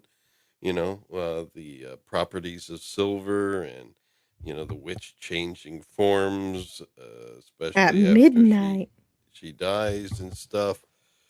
And yeah, so it does keep you with it. It does keep you interested in stuff. But once again, the guy, you know, himself is a bit of a scoundrel, and he, you know, because he shouldn't have been fooling around with Jess-Belle unless he was in love with her and planned to marry her. And so that's where he got into trouble. And then, you know, Grandma, what's her name? Grandma Hart. Hart, yes. She, you know, she didn't get any comeuppance at the end. But I guess that happens, you know. The evil seem to live forever. Only the good die young. And I know that was inverse Iron Maiden lyrics there. Only the good die young. All the evil seem to live forever. See, I'm more of a Billy Joel Only the good die young. That's my jam. Ba-da-ba-ba-ba. Yeah. Ba ba ba. No, I give this episode a 12 out of 10. I didn't know where it was going, and I knew that I had to watch it to hang out and play with you. And as I watched it, it kept building and kept doing things, and I was like, I did not see this coming. And so I was very excited as the narrative progressed.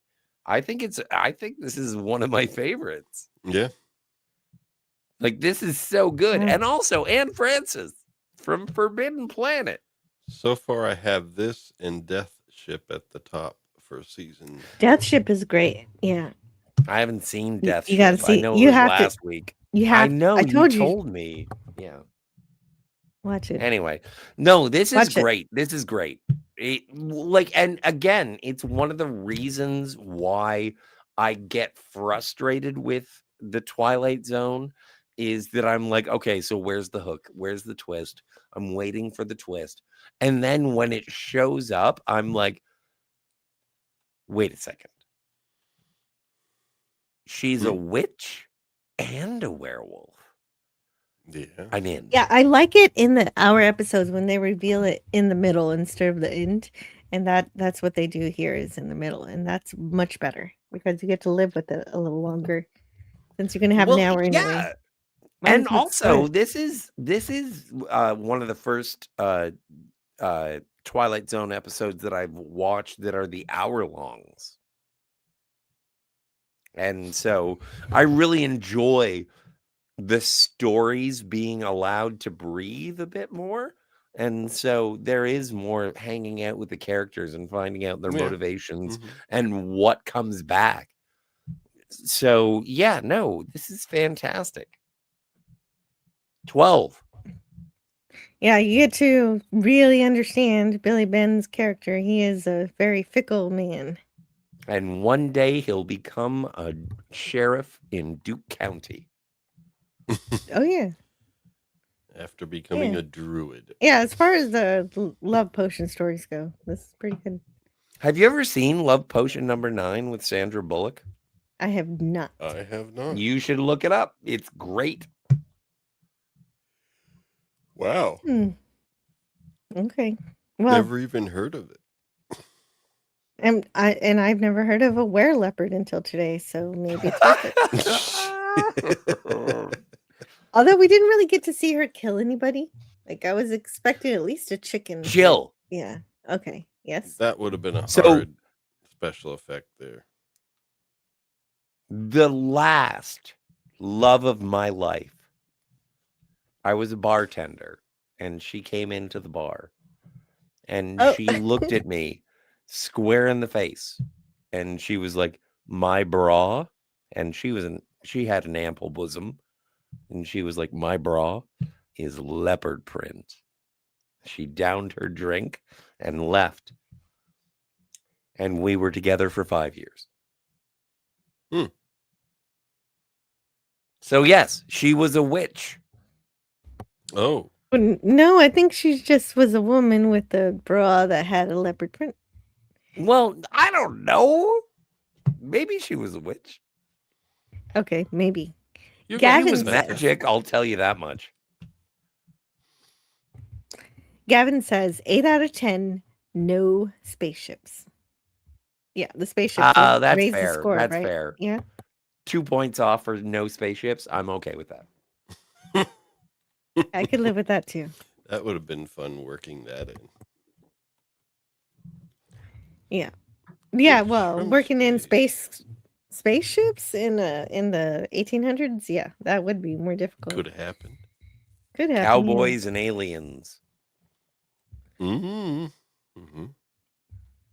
So what do we got going on in the future, lady? I know you've got the For All Mankind this Friday. Yes. Well, we're going to be doing Leonard Nimoy. I asked Rob. Leonard Nimoy, yes.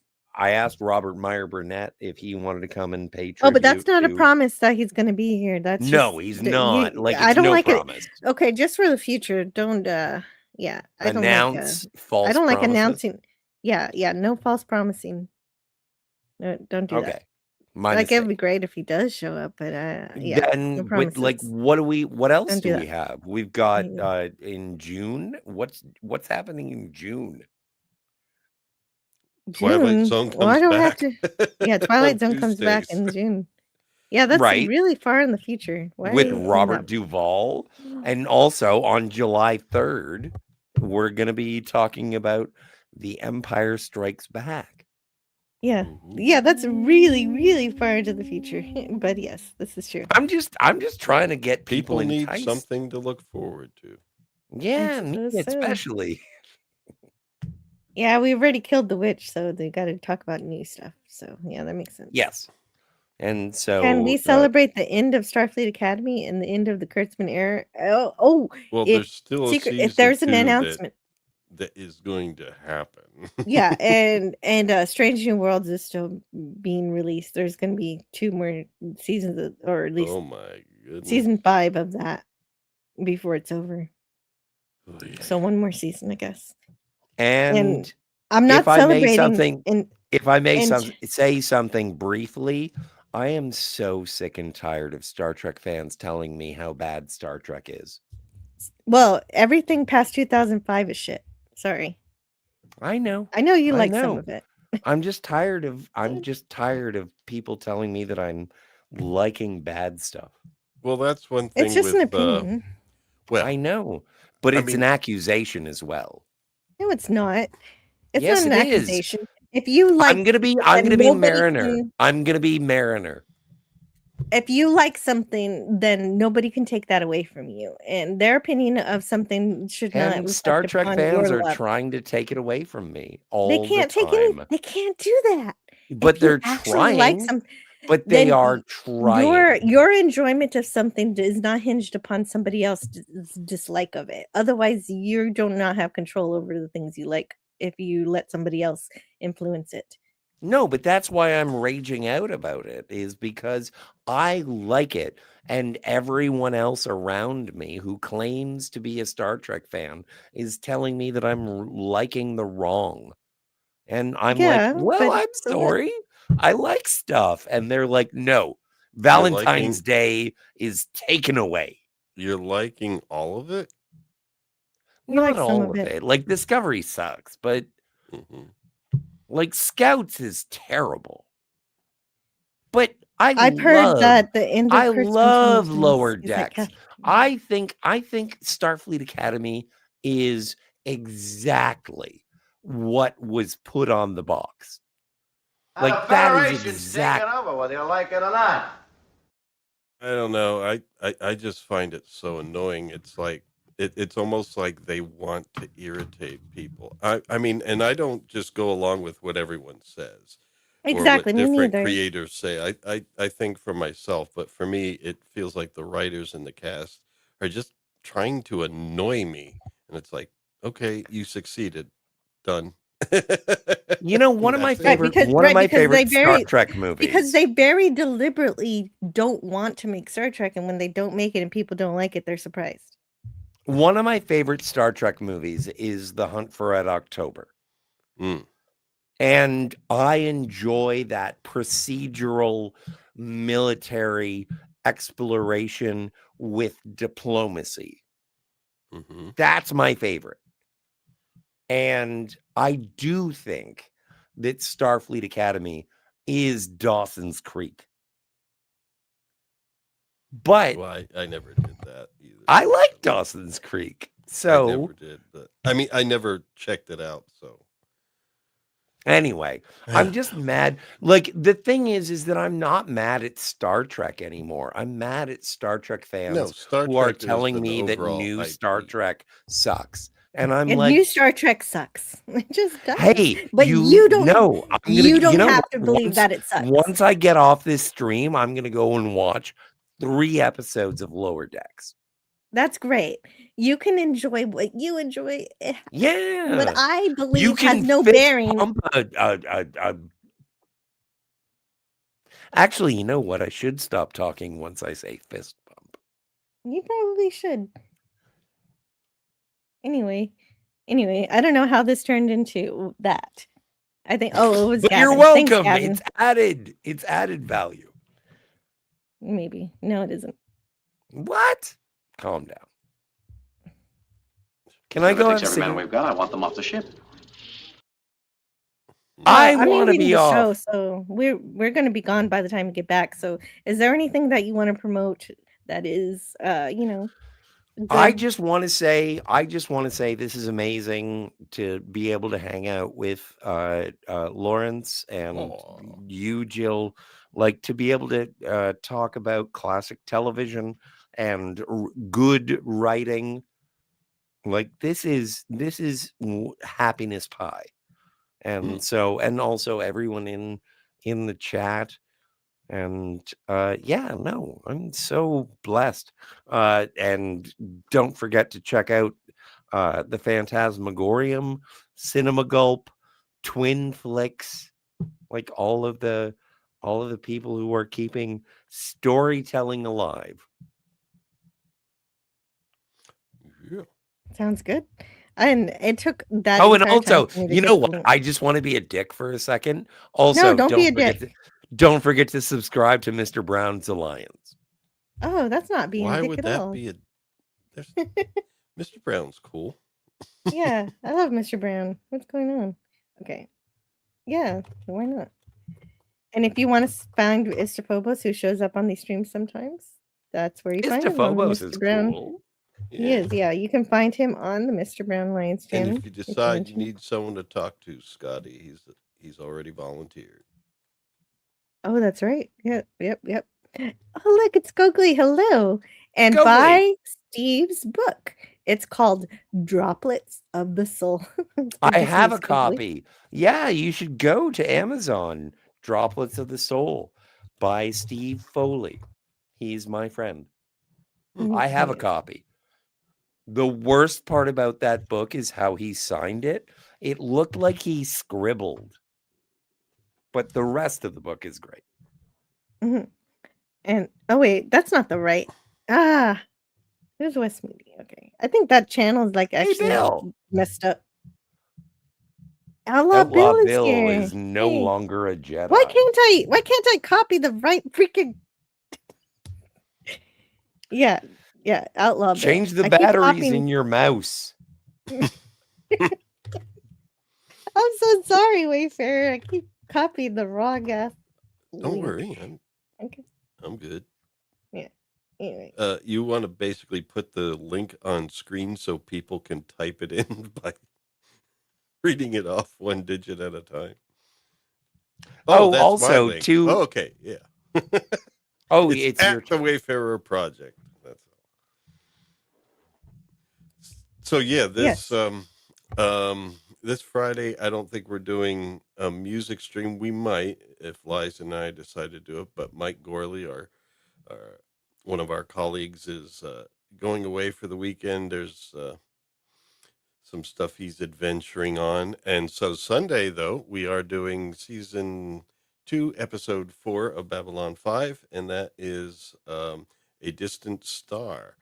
And so we get to see an explorer class vessel and what's been going on out on the rim of known space. This is where it really starts heating up with the coming darkness. So if you used to dig Babylon 5, or if you've never heard of it, it's time to check it out. So I think it's on YouTube right now. But in any case, we're covering it one episode at a time. And we're going to stick with that on Sundays and open up some other things. Might be doing some other nights coming up, hopefully. Want to do some fantasy. I'm hoping to do some Silmarillion talk soon. Whoa. I own that book, but I've never read it. Well, the audio book is also an option. I've listened to it a couple of times. It's a legendarium, so it's kind of like going, reading the Bible in a way, except of course this is, Tolkien does say it is fiction, so but it is very based in Christianity in some cases. Yeah, so. based in, and definitely in any kind of moral thought, it definitely is. and at the same time, the beginnings of it, like the creation mythology in it, is really cool, and some really nice ways of looking at things, I think. So that's where we would start if we jump into that. But that's still on the horizon. Got a couple things to accomplish before we're going to launch that episode. But we're Sunday nights. We're going to stick with Babylon 5 because Gavin Blackburn and the rest of the gang really dig it. So we're sticking with Babylon 5 for Sundays. I very often listen to Gavin too. So, and also subscribe to Outlaw Bill. He's here in the chat today.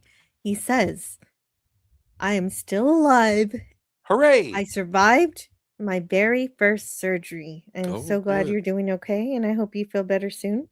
Have you ever had surgery, Jill? Yeah. Huh. Yes. Have you ever, Lawrence? Have you ever? Oh, yeah. I was hit by a car back in 2004. I've never had surgery. And, well, fortunately, I wasn't. I was kind of unconscious for most of that experience, fortunately. Well, not just the you know, surgery, that's the but like preferable way to pre-surgery, go you through know. surgery. No, when I was hit by a car, there was a You don't want to concussion be and stuff. alive, like awake Yeah, no. during surgery. They Or even can pre-surgery. they can numb the parts that are being Yeah, I don't like that. I worked don't like on. that idea. It's like a Well. colonoscopy. It's like, Well, I don't want to be awake. being hit by a car, you don't want to be awake for any of that either. The airlifting. Well, I none just of don't that. want to be hit by a car. Yeah, no. Mm.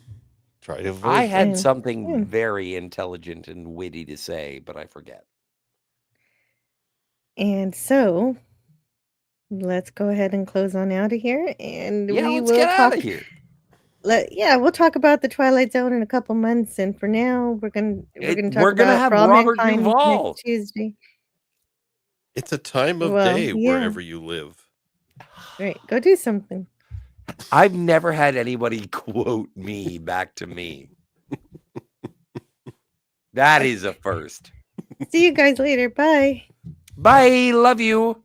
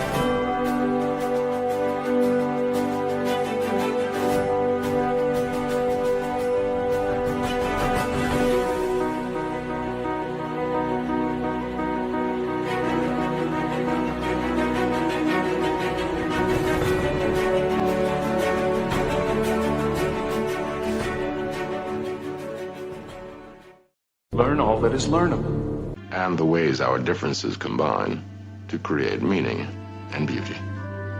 It has always been easier to destroy than to create. May we together become greater than the sum of both of us. Well, now you have something new to think about. Carry on. All right, move along. Done. Stop it. Get off of the things. Go outside. Get some food. It's like, you know, it's a time of day where you live. Go do something. Shut up, Snoopy. I don't care. You smoke too much. Let's go. Let's go adventure. Let's go explore. I'll see you in the future.